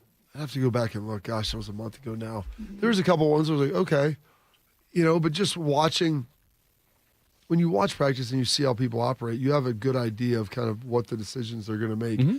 And your players should have a good idea of that too. Okay. Like, they shouldn't be surprised. They should have a feeling of, when we get in this situation, this is what we're going to do. We'll, run versus pass, taking shots, being aggressive, but also being smart, and like integrating all that together. So there was a couple things from Texas, like, all right, did that. Like, not surprised, maybe like eyebrow raise, 1 or 2 things. And that's kind of always going to be the case because they have more information about everything going on than I do as well. I mean, I'm just sitting there watching, they're hearing, they're talking. Right. They know what like the feel is of the quarterback. And that's the other thing. Like, how do you feel about this situation? What do you think we should do? And all that stuff. I mean, there's just a lot that goes into it. Has Sayan been what you thought he'd be? Yeah, I think so. I mean, he's actually been more efficient, I would say. Like, knock on wood, the guy hasn't thrown an interception yet. Formaldehyde. Or wait, no, he threw one against Grambling. OU, right? Grambling and OU both. Grambling and OU. Grambling's in the Other end zone, than those right? 2, though. Yes. Well, I guess I look at Texas and Washington, like Those are big moments, yes. Yeah. Those were like careless plays, but the guy hasn't thrown like a meaningful interception yet. Yeah, it hasn't been a game-changing interception. Yes. One where like, oh gosh, like that's bad. Yeah. We're backed up against Washington. You just threw the ball to him. Right. Or something that was going to actually cost you. Kind of like Drew Aller. Yes. Okay. First play of overtime, We gotta which do you throw this. it right to him. You want to talk about a guy who had a bad weekend. Poor James Franklin. Okay, let's talk about that. James Okay. Franklin. We got a couple minutes here. Well, that's fine. I don't care if we go late to the break. But James Franklin I don't care. loses that game. I don't, Bob. James Franklin loses that game. And I don't blame Drew Aller. I think that Drew Aller has not met the expectations set for him. That's fair. Okay. But I think that James Franklin, Penn State, put those expectations on him. It's just in their DNA. I know. I don't So I'm understand. saying, like, I don't blame. Look, I think Drew Aller, he might be a great person. He might be a decent He quarterback. seems like a good guy. Okay. Ohio kid. So I root for him-ish. I root-ish for him. But I'm just saying that this is more about James Franklin than Drew Aller, the way Drew Aller's played. It's more about Franklin and more about Penn State evaluating quarterbacks, evaluating players. So you think that he was never that good? I don't think he was as good as... I think they would have taken him here if it wouldn't have been. You think so? Well, I think he would have come here. They were recruiting him. He is a senior now. And you know what happened? What's that? Wasn't it Quinn Quinn Ewers Ewers? Yeah. reclassified? Yes. And when they offered Ewers, Yep. he committed to Penn State.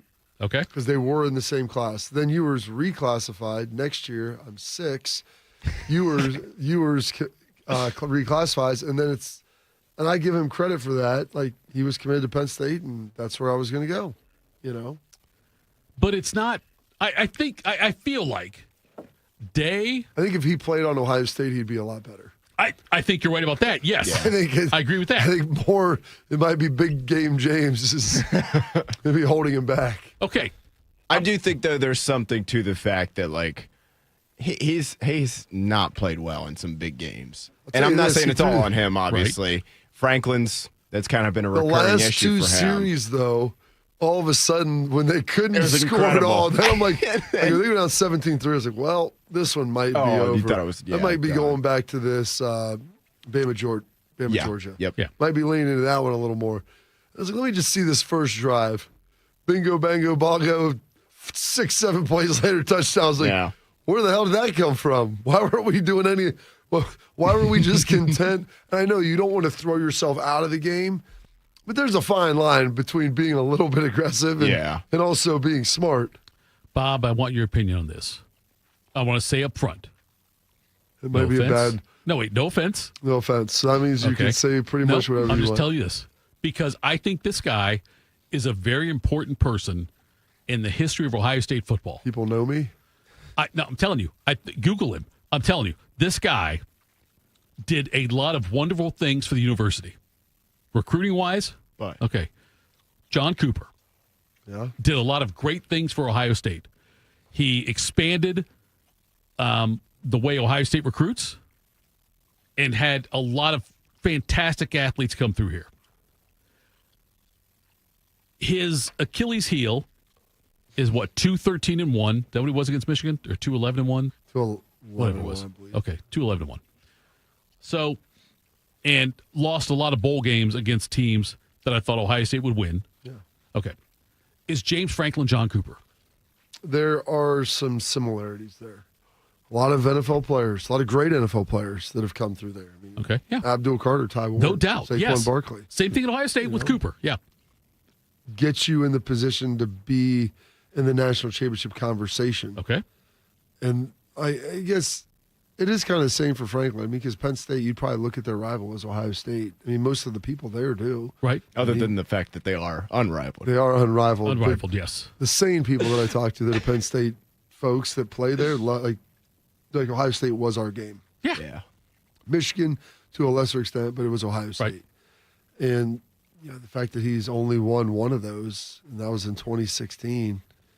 He's like 4-11 against AP top 10 teams or something. Some ridiculous number. It's worse than that. It's worse than that. Okay, I know top 5's bad. I think I saw 15-30 against top 25 teams. Okay. Which, if you're Penn State, I don't know exactly where that number should be, but I would say 500 probably, give or take. Yeah, because right? a lot of the times you're probably favored in some of those games. Yeah, top 25. Like, that isn't just down to Ohio State, Michigan, and Oregon. Yeah. I mean, you're getting some other teams in there that are probably creeping in at like 17 to 25 that you're probably the 10 points better than. Yeah. On a spread, maybe 7. But yeah, there is a lot of that. Like, he's enhanced them in a lot of ways. Yes, he has. And here's the thing. Like, they've never had a fall off, and he does a good job of managing the program, running all of it. Like, his operations. I think he represents it well. Represents it really well. His in-game coaching leaves something to be desired. But if you're Penn State, if you're a Penn State fan. Yeah, you can hire. Well, I'm saying. Like to say, you want to fire him? Fine, fire him. It's not like it guarantees you getting over hire the hump. Rich Rod. You know what I mean? Hire Brady Hoke. Yeah, hire Mike Riley. Okay, it's fine. Hire you know what I mean? George O'Leary. Whatever. Oh, yeah. Charlie Wise. Yeah. I'm saying, like, that's my, like, Lincoln Riley. I wonder. Who paid Lincoln Riley $100 million? In the 12-team Come on over here playoff. to get beat by Illinois. Illinois is fumbling the ball going into the end zone. Twice. After getting beat 63 to 10 or what is it, 7, and they beat you. Penn State should be in the playoffs every year. Yeah, they should be. They'll probably get in. They will. The only Achilles heel for them this year is I thought it's like,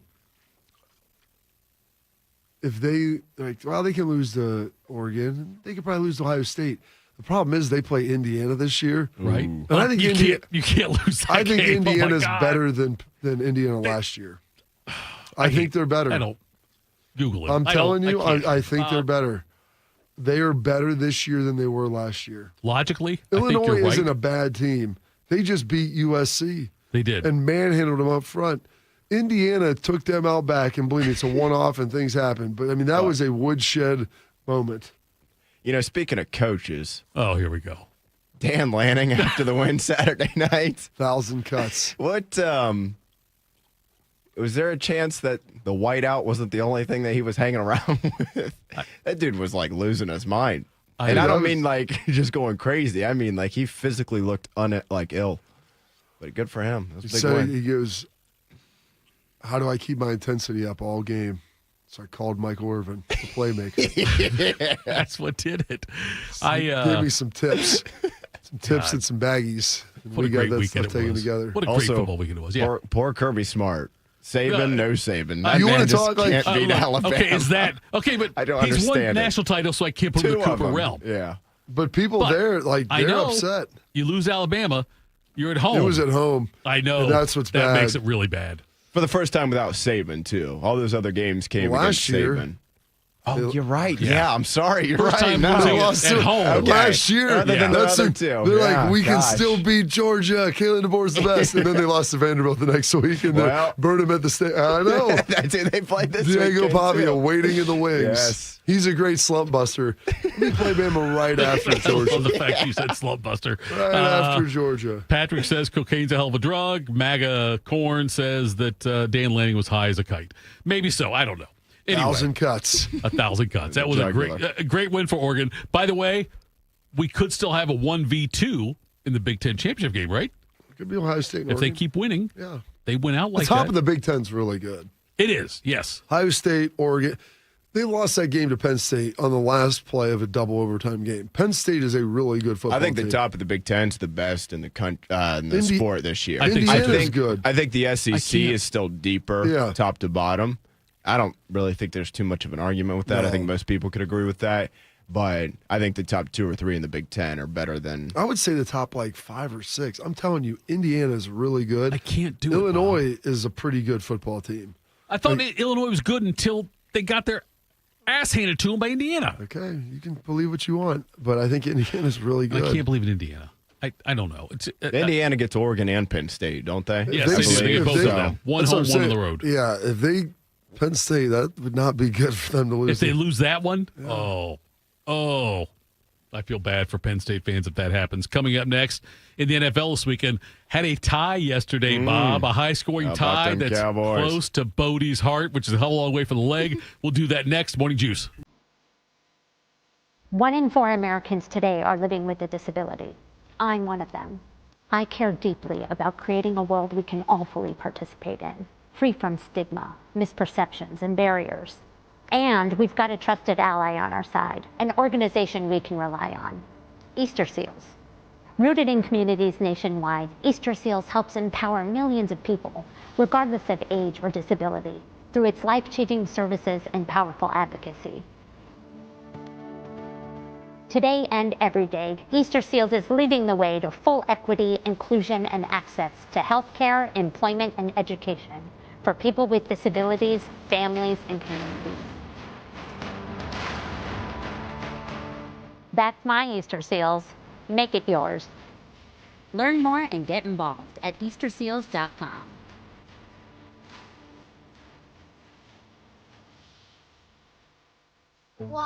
Dangers rarely lie out in the open, so no matter where you live, it's important to know harmful pests can hide in and around your home. Here I come! Rodents and cockroaches are drawn to food waste and garbage. I know you're out here. Ticks lurk in tall grasses, and mosquitoes lay eggs in standing water. I can hear you. Rodents, ticks, and mosquitoes can all spread dangerous diseases. I gotcha. Seek the facts you need at pestworld.org, a public service message from the National Pest Management Association.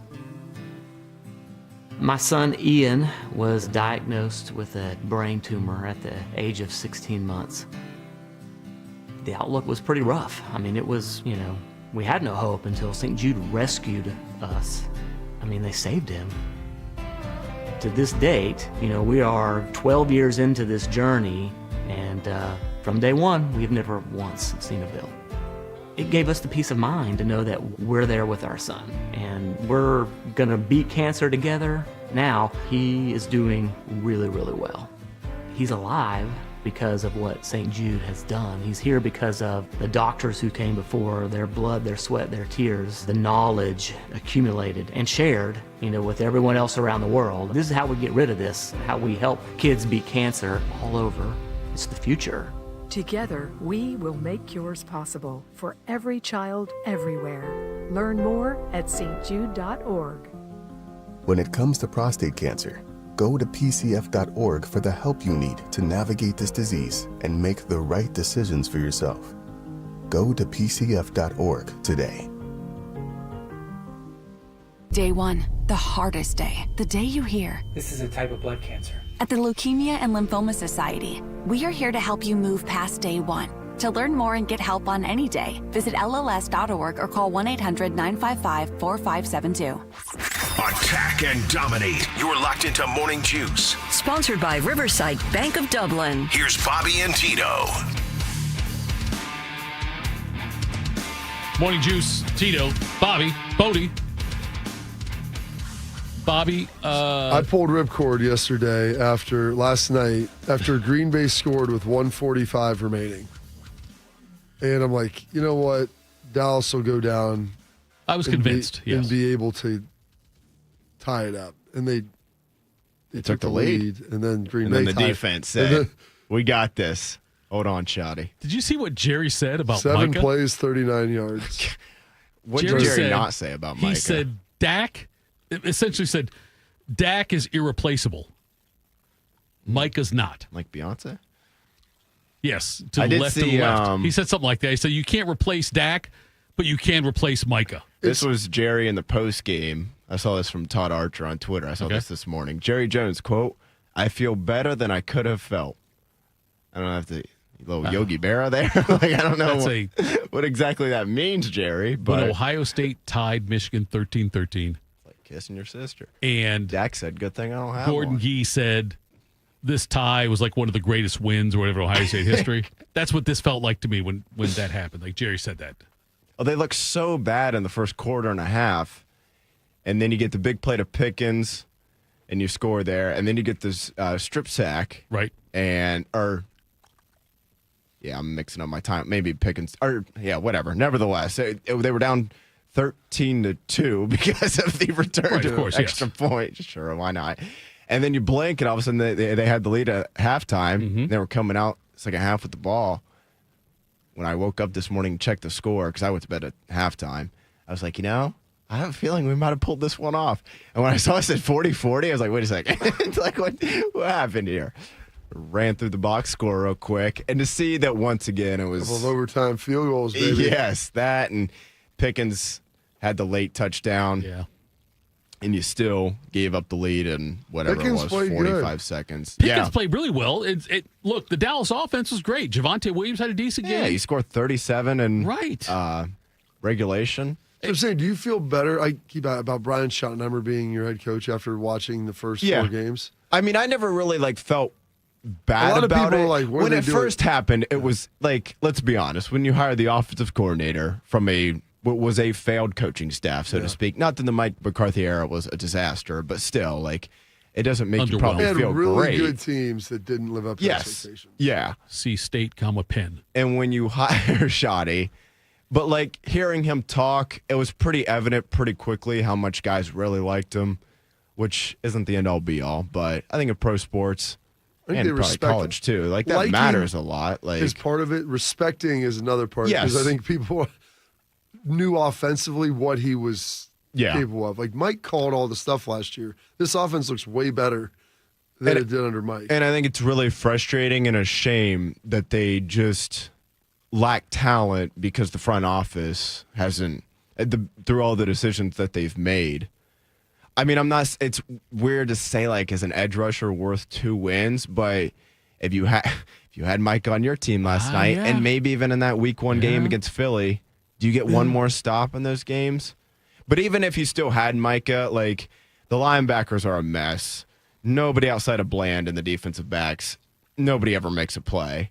Like, at least offensively, you went into the year, I didn't love the running back room. Mm-hmm. Williams actually has played pretty well. Really like, good. honestly, he does. I thought James Blue beat a bigger role, but Javonte Williams has taken that it's role. like the receiver rooms and tight ends with Ferguson there, strong.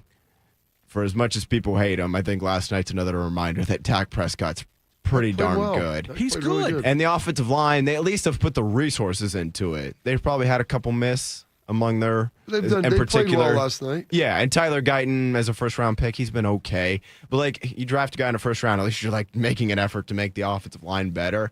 Defensively, though, like, even if you completely ignore the Parsons trade, which is hard to ignore, they just lack talent at all 3 levels of the defense. But because they didn't, they do nothing in free agency. They were all in. Yeah, exactly. Bob, what's it like for you watching Dallas games? Because you were drafted by Dallas, a lot of time in Dallas. You know Jerry Jones personally, and you know a lot of people that have been. I think you say that you know him personally. You do. Wait, but okay. As opposed to the professionally, Okay, like let the me ask you Orchids of Asia massage parlor. Jerry with Jones, Bob I Kraft? asked him, do you know Bobby Carpenter? He'd say yes. I guess. Okay. No, I'm saying but so you are, obviously you're more invested in Ohio State than you are in Dallas. Yeah. Is Dallas second? No. What's second? I don't know. I'm invested in the people that I know. Okay. I mean, I know Jera, but like them winning or losing games. My third son, is a big fan of him. My kids all have like their own independent allegiances. Okay. My daughter likes him, but like I'm invested in Brian Schottenheimer. Like I want to see Schotty win. You know, that's what I want to see. And so that's why I was happy when he got that job, because I thought he was going to be good for that organization. And I think he has been. Now, they need to help him a little more, I think, with the personnel front, as Bodie attested to. But, I mean, I want to invest in guys who I know personally and I like, whether that's players or coaches. So you're more about guys than franchises. Yeah, because it's a job. Like, and they move people around all the time. And Sure. If Brian Schottenheimer doesn't do well there, odds of him at this stage in his career getting another head coaching job are probably going to be pretty slim. Yeah, this is probably his. Yeah, I mean, I do wonder, though, if he, I mean, it's a month. Like, I'm not trying to overreact to that, but I don't know. If I was another team and I was like, well, hell, we'll actually draft and do something in free agency on defense. Well, that's the point, is he's like, doing a good job. If he Yeah. takes his team and let's say now they're 9-7-1, I think you would be like, it's a pretty good job. Oh, there's no chance in hell that's Wait, happening. 9-7-1 though, that'd be a good year, right? Oh, yeah. Yeah, I think Based 9-7-1. upon what I think all- if they got to 500, If which, they're hey, 8-8 hey, if they're they can 8-8-1. go 8-8-1, right? You're It's not a okay. You losing think that's a record. good job? Then you think Yeah. it's 8-8-1, Bob? Good Because job. I think so. I went Okay. into this year. I mean, I think their win total was 7.5. Okay. And I know, like, just the Vegas win total. Yeah. that doesn't mean that's not the end all be all. But I really went into this year thinking they'd go about 7-10, and the offense would be really strong, Right. but they wouldn't be able to stop anybody. And they've literally. The defense wasn't Lived up to expectations. Yeah, I mean, the defense wasn't like terrible against Philly. That rain delay is weird because both teams were scoring all night, and then that long weather delay happened, and then neither team could score. But every game since, and the offense didn't play very well against Chicago, but they probably should have lost to the Giants because the defense couldn't get a last-second stop, and they let Russell Wilson, who got benched 2 weeks later, throw for 500 400 yards. and some yards, yeah. And then they got smoked against Chicago on defense. Like I said, the offense didn't play very well either. But still, you should be able to win at least one game because your defense, holds somebody to 10 points. And then last night, like, you scored 37, down 2 offensive linemen, and no CD. If you would have told me, Russell Wilson's still the 19th highest, has 19th most passing okay, yards so still in hanging around. 2025. Now, they finally won a game as soon as they benched him. But yeah, the defense has just been a disaster. If NFL teams had homecomings, I think they would try to schedule Dallas. Bobby, Phil in the Browns. chat says the fact you brought up 9-7-1. He brought up 9-7-1, the fan. He thinks it was maybe a little bit subconsciously by you. Well, I was trying to figure out what would be like Yes. slightly over 500 since they have the 17-game schedule now, and factoring a tie into tie the into that now, right. Second time. By the way, 7-2. speaking of that Eagles game, look. They are good. Okay. Breaking news. Bob, NFL players. Yeah. It's dangerous playing in the NFL, correct? Yeah, it's. I would say so. The injury rate's 100%. Injury rate's 100%. And any given play, your career could be over. Yeah, maybe life. I mean, Okay, fine. ask Life. There Damar you go. Hamlin. Ask Hamlin. Yes. Came Okay. back. Then play in lightning. Not a big deal. Listen, Coach. No, you listen. Have you ever listened to me talk about this? I pull up the stats every year about how many people get struck by lightning and then how many people actually die from it. I I don't know Bob, anybody that's been personally struck by lightning. So to me, it's not even real. Bob, I think personally. I don't know if factually I could back this up. I mean, Ben Franklin, but. Yeah, but hey, it was good for everyone. Hey, thanks, America, right? Yeah. If Ben Franklin doesn't get struck by lightning with the key. Ben Franklin's one of the smartest dudes in the world. Yes. And that dude went out there trying to get struck by lightning. By the way. All right? He literally developed a device to have it transmitted down a line into his body. Bob. He survived. He created the first police force in Philadelphia. The dude did a lot. He put the drunk tank in the vet, too? Yes. Okay, so, Bob, here's my question to you, though. So, if you're in the NFL and all this stuff is tough, I believe this might be wrong. NFL players can withstand lightning strikes more than a normal human. I think there's a greater chance turn into a superhero of getting attacked by a shark than struck by lightning in an NFL game. I think it's fairly close. I think it's close. Statistically, yes. Probably onto something there. I'm just saying, if it's lightning, just play. I don't care. Don't evacuate the stadium. 30 minutes after this, we can't do it. Look, just let people know. You can evacuate You can leave if you want to. We're going to play football. We're going to keep playing. We're going to keep doing it. Go out there and sit in the concourse and watch it on one of the monitors, whatever. I don't understand. If he plays, can it get any worse? Right. That's what I'm saying, Bob. If struck by lightning, if that's what your fate is, then it's going to happen no matter what. You'd go down in history. They said roughly about 250,000 people get struck by lightning. 250,000? Yeah. That's a decently every high year? number. I think that's in the world, globally. Okay. That's out of 8 There's billion. 8 billion people. Yeah, that's a lot better now. 300 million to 8 billion. In the United States, about 20 to 30 deaths. Survival rates are high. 90% of the victims living. Exactly. So there may be some long-term neurological damage. You know nobody who's been struck by lightning. Bodie? Nobody. Me, nobody also. The three of us, we know a lot of people. Bobby knows the most. On average, 16 shark attacks per year in the United States, with one fatality every 2 years. I'm telling you.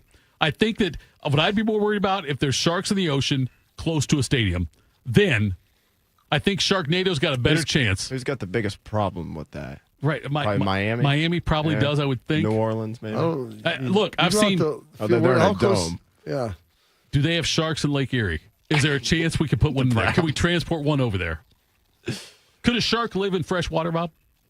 Bull sharks, they can get up They and can down. live in fresh water. I mean, for a while. I don't know if I grab a great white and throw him into Lake Erie, how long does he survive? That's dead quickly, probably. Quickly? I would imagine. You can't I don't breathe. know, Thitoff. That's a if pretty I quick throw way you to in you need oxygen to live. So if I throw you into a nitrogen, like a environment where there is no launched oxygen. you into space. How Tito. about How a long shark could you go? with a CPAP? Would he survive longer in Lake Erie? I'm not even going to dignify that. Okay. Let's figure out what's got you juiced. We'll do that next. Hold on. Oh, you do this. Yeah, do your read. Before I'm sorry. that, yeah, because I'm going to be on it since you're not. Thank you. It's listen, unfair. I wasn't on it either. Thank you. Do you need a Bodie. bank that truly values local business? It's a couple guys having fun.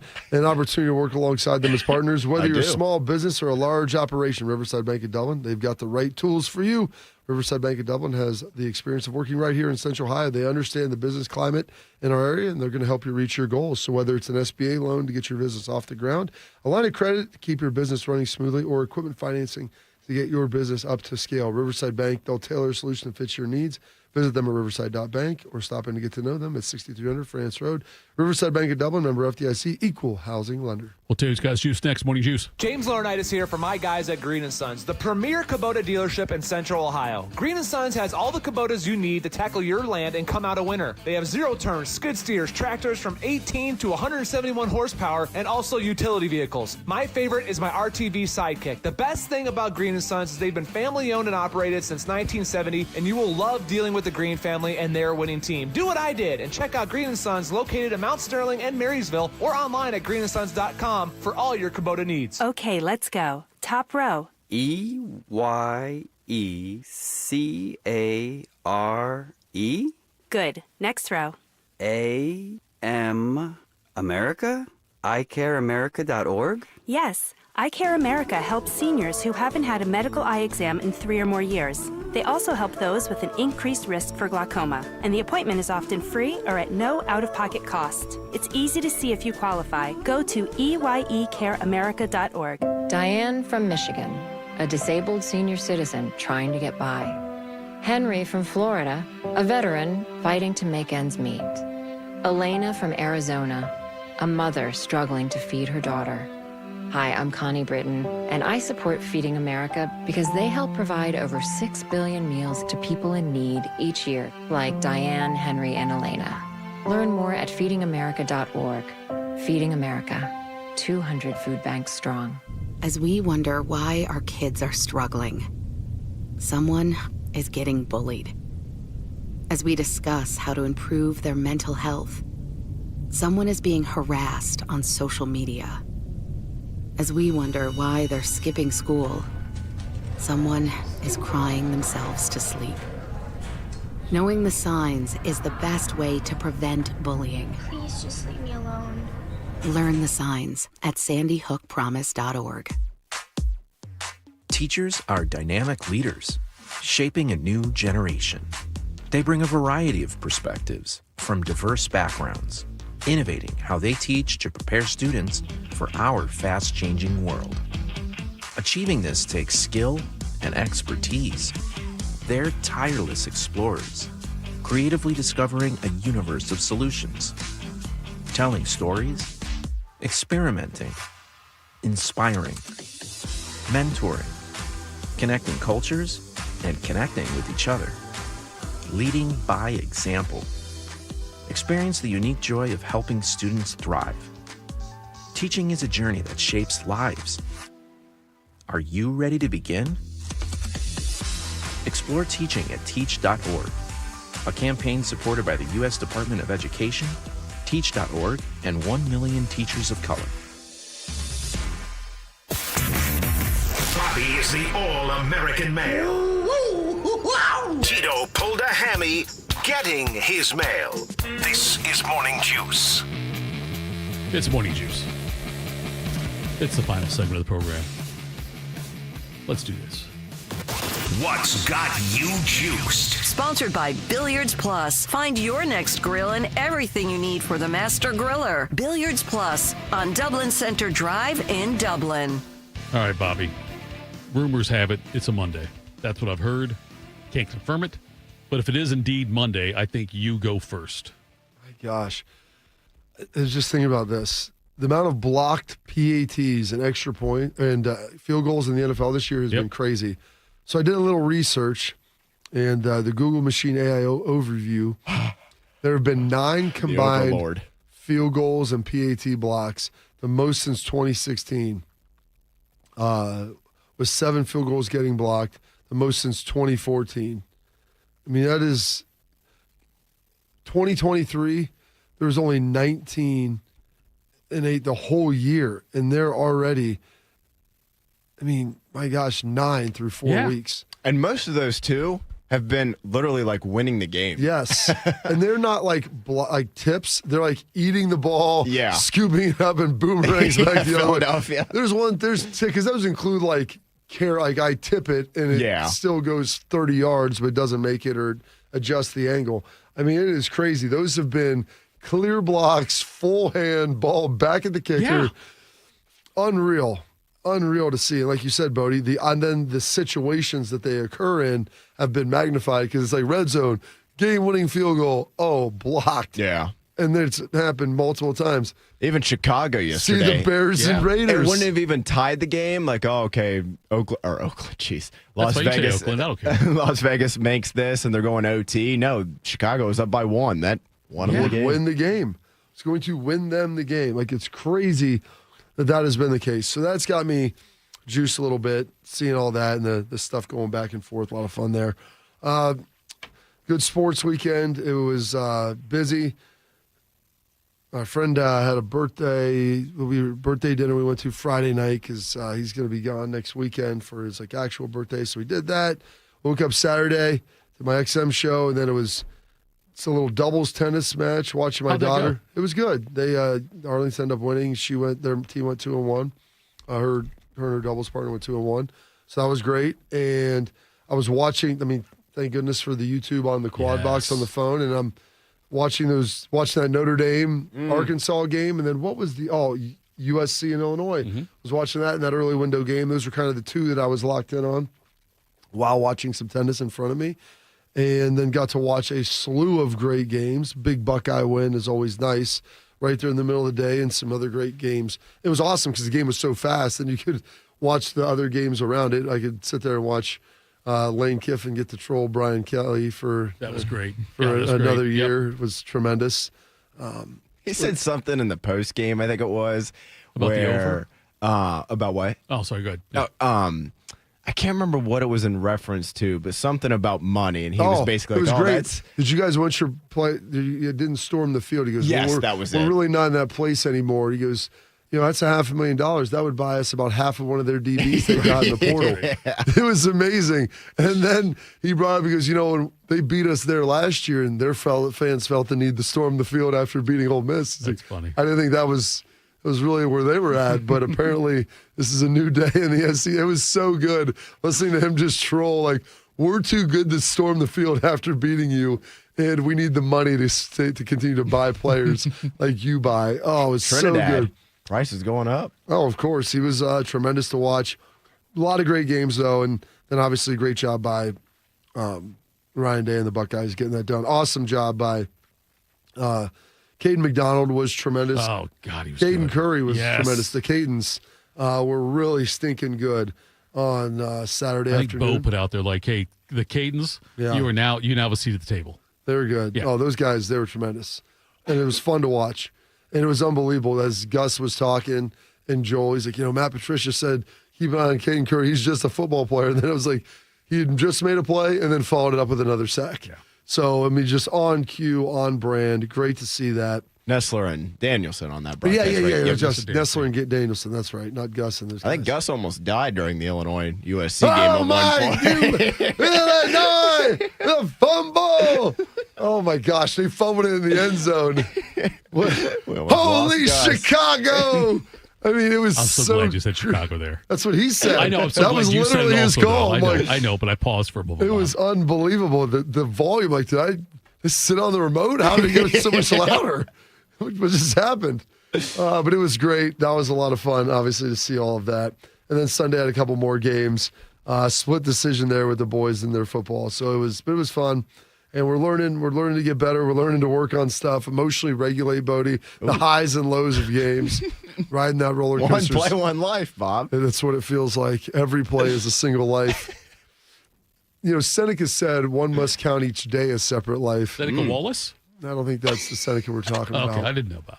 I think my kids, some of the young kids, one must count each play a separate life, because that's the emotion that we're pouring into every one. But hey, you'd rather them care than not. But a good weekend, if you will, and another busy week up ahead, and a night game here on Saturday for the Bucks. Finally get one. The Fangs come out. That's what you love, a good homecoming night game. I know Ohio State was. You going to the game? Yeah, I'm anticipating it. Kids going with you? Yeah, I'll take the kids. Caleb wants to go. I don't know. We'll see. I'm taking Artie. Yeah, I think we'll head down. I'm gonna head down. I don't know who will go and what it will look like. Halftime, I'm leaving, but I'll go. Halftime. Well, it's a good game. He's got a flag football game on Sunday morning. That'll be fun. That's got me juiced. Plus, we'll play this little nugget about McConaughey. He's been a lot in my feed lately, so just pulled up this little gem. In your DMs. What's the difference between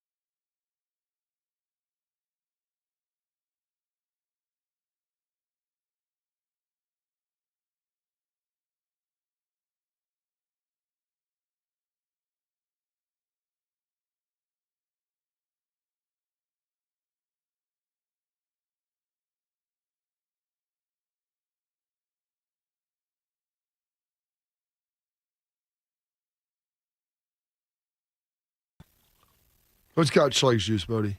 If you go from Jacksonville to Columbus, you always connect in Atlanta. Mm-hmm. I went to the toilet, and I went in there, and I got noise-canceling headphones on, and I'm just taking a leak, doing what I'm supposed to be doing, looking straight ahead at the wall. I absolutely ripped one. But again, I have noise-canceling headphones in, which brought me to the thought of, if you have noise-canceling AirPods in, listening to music while in the airport bathroom and you rip a huge fart, doesn't make a noise. That's your guy. Those are noise canceling for you, Schlegs, not It's like the not tree the falling world. in the woods. Yeah, not America. It does make a noise. Everyone else, yes. All right, guys.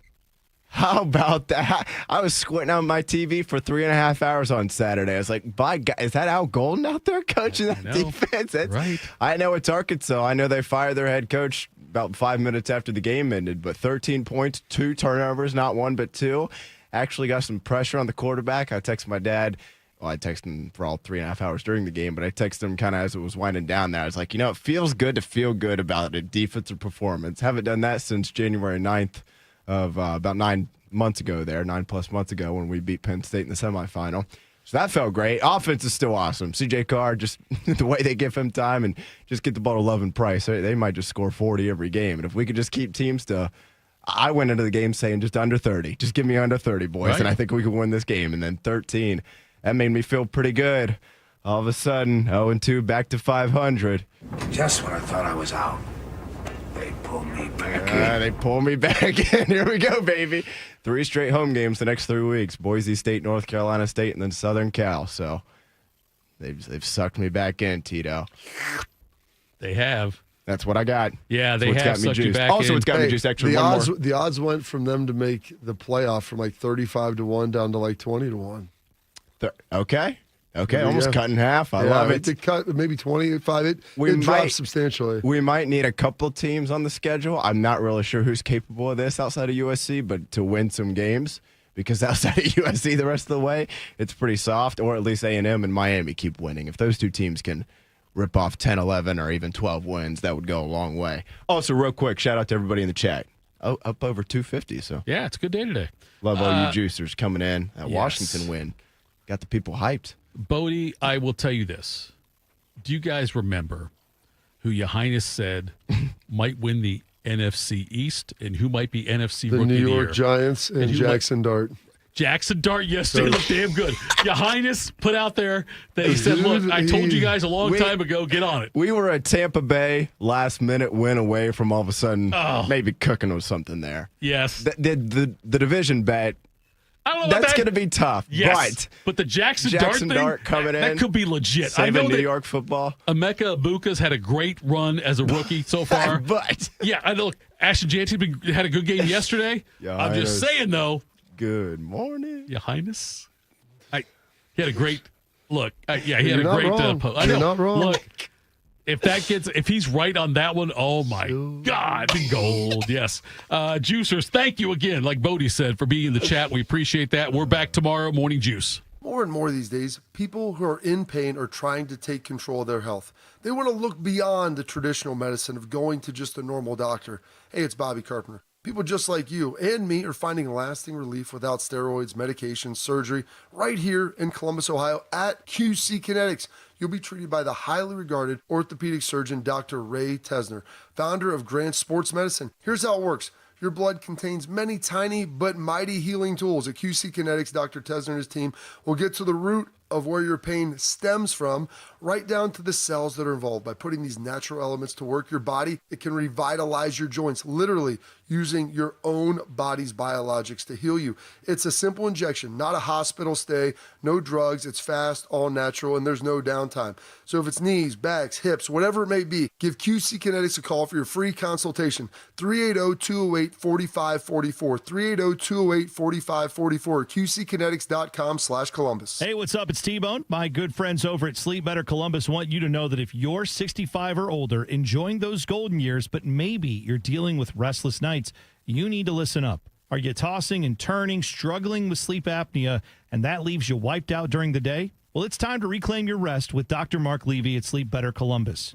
As a leading provider in non-surgical sleep apnea treatments, Dr. Levy helps you breathe easier and sleep deeper with custom oral appliances, a comfortable alternative to CPAP. The best part is that Sleep Better Columbus is in network with most medical insurance plans and is a proud Medicare provider, so your coverage can work seamlessly with Sleep Better Columbus. And as we head toward the end of the year, don't let those benefits go unused. You don't want to wait to use your deductible. Act now to make the most of it with Sleep Better Columbus. Call Sleep Better Columbus today at 800-MORE-SLEEP or visit sleepbettercolumbus.com. Once again, that number, 800-MORE-SLEEP or sleepbettercolumbus.com for your consultation. Sleep better, live better. You've earned it. James Laurinaitis here for my guys at Green & Sons, the premier Kubota dealership in Central Ohio. Green & Sons has all the Kubotas you need to tackle your land and come out a winner. They have zero-turn skid steers, tractors from 18 to 171 horsepower, and also utility vehicles. My favorite is my RTV Sidekick. The best thing about Green & Sons is they've been family-owned and operated since 1970, and you will love dealing with the Green family and their winning team. Do what I did and check out Green & Sons located in Mount Sterling and Marysville or online at greenandsons.com for all your Kubota needs. I thought mixing bleach with my floor cleaner would take the stain out. When my youngest ate the dog's medicine, that was a new one. I was trying to protect my garden, but I accidentally sprayed myself with pesticide. So I called 1-800-222-1222, the poison helpline. A poison expert helped me figure out what to do next. I was connected to someone who spoke Spanish. They answered my questions. It was free. It was confidential. It was real help in real time. Keep the poison experts in your pocket. 1-800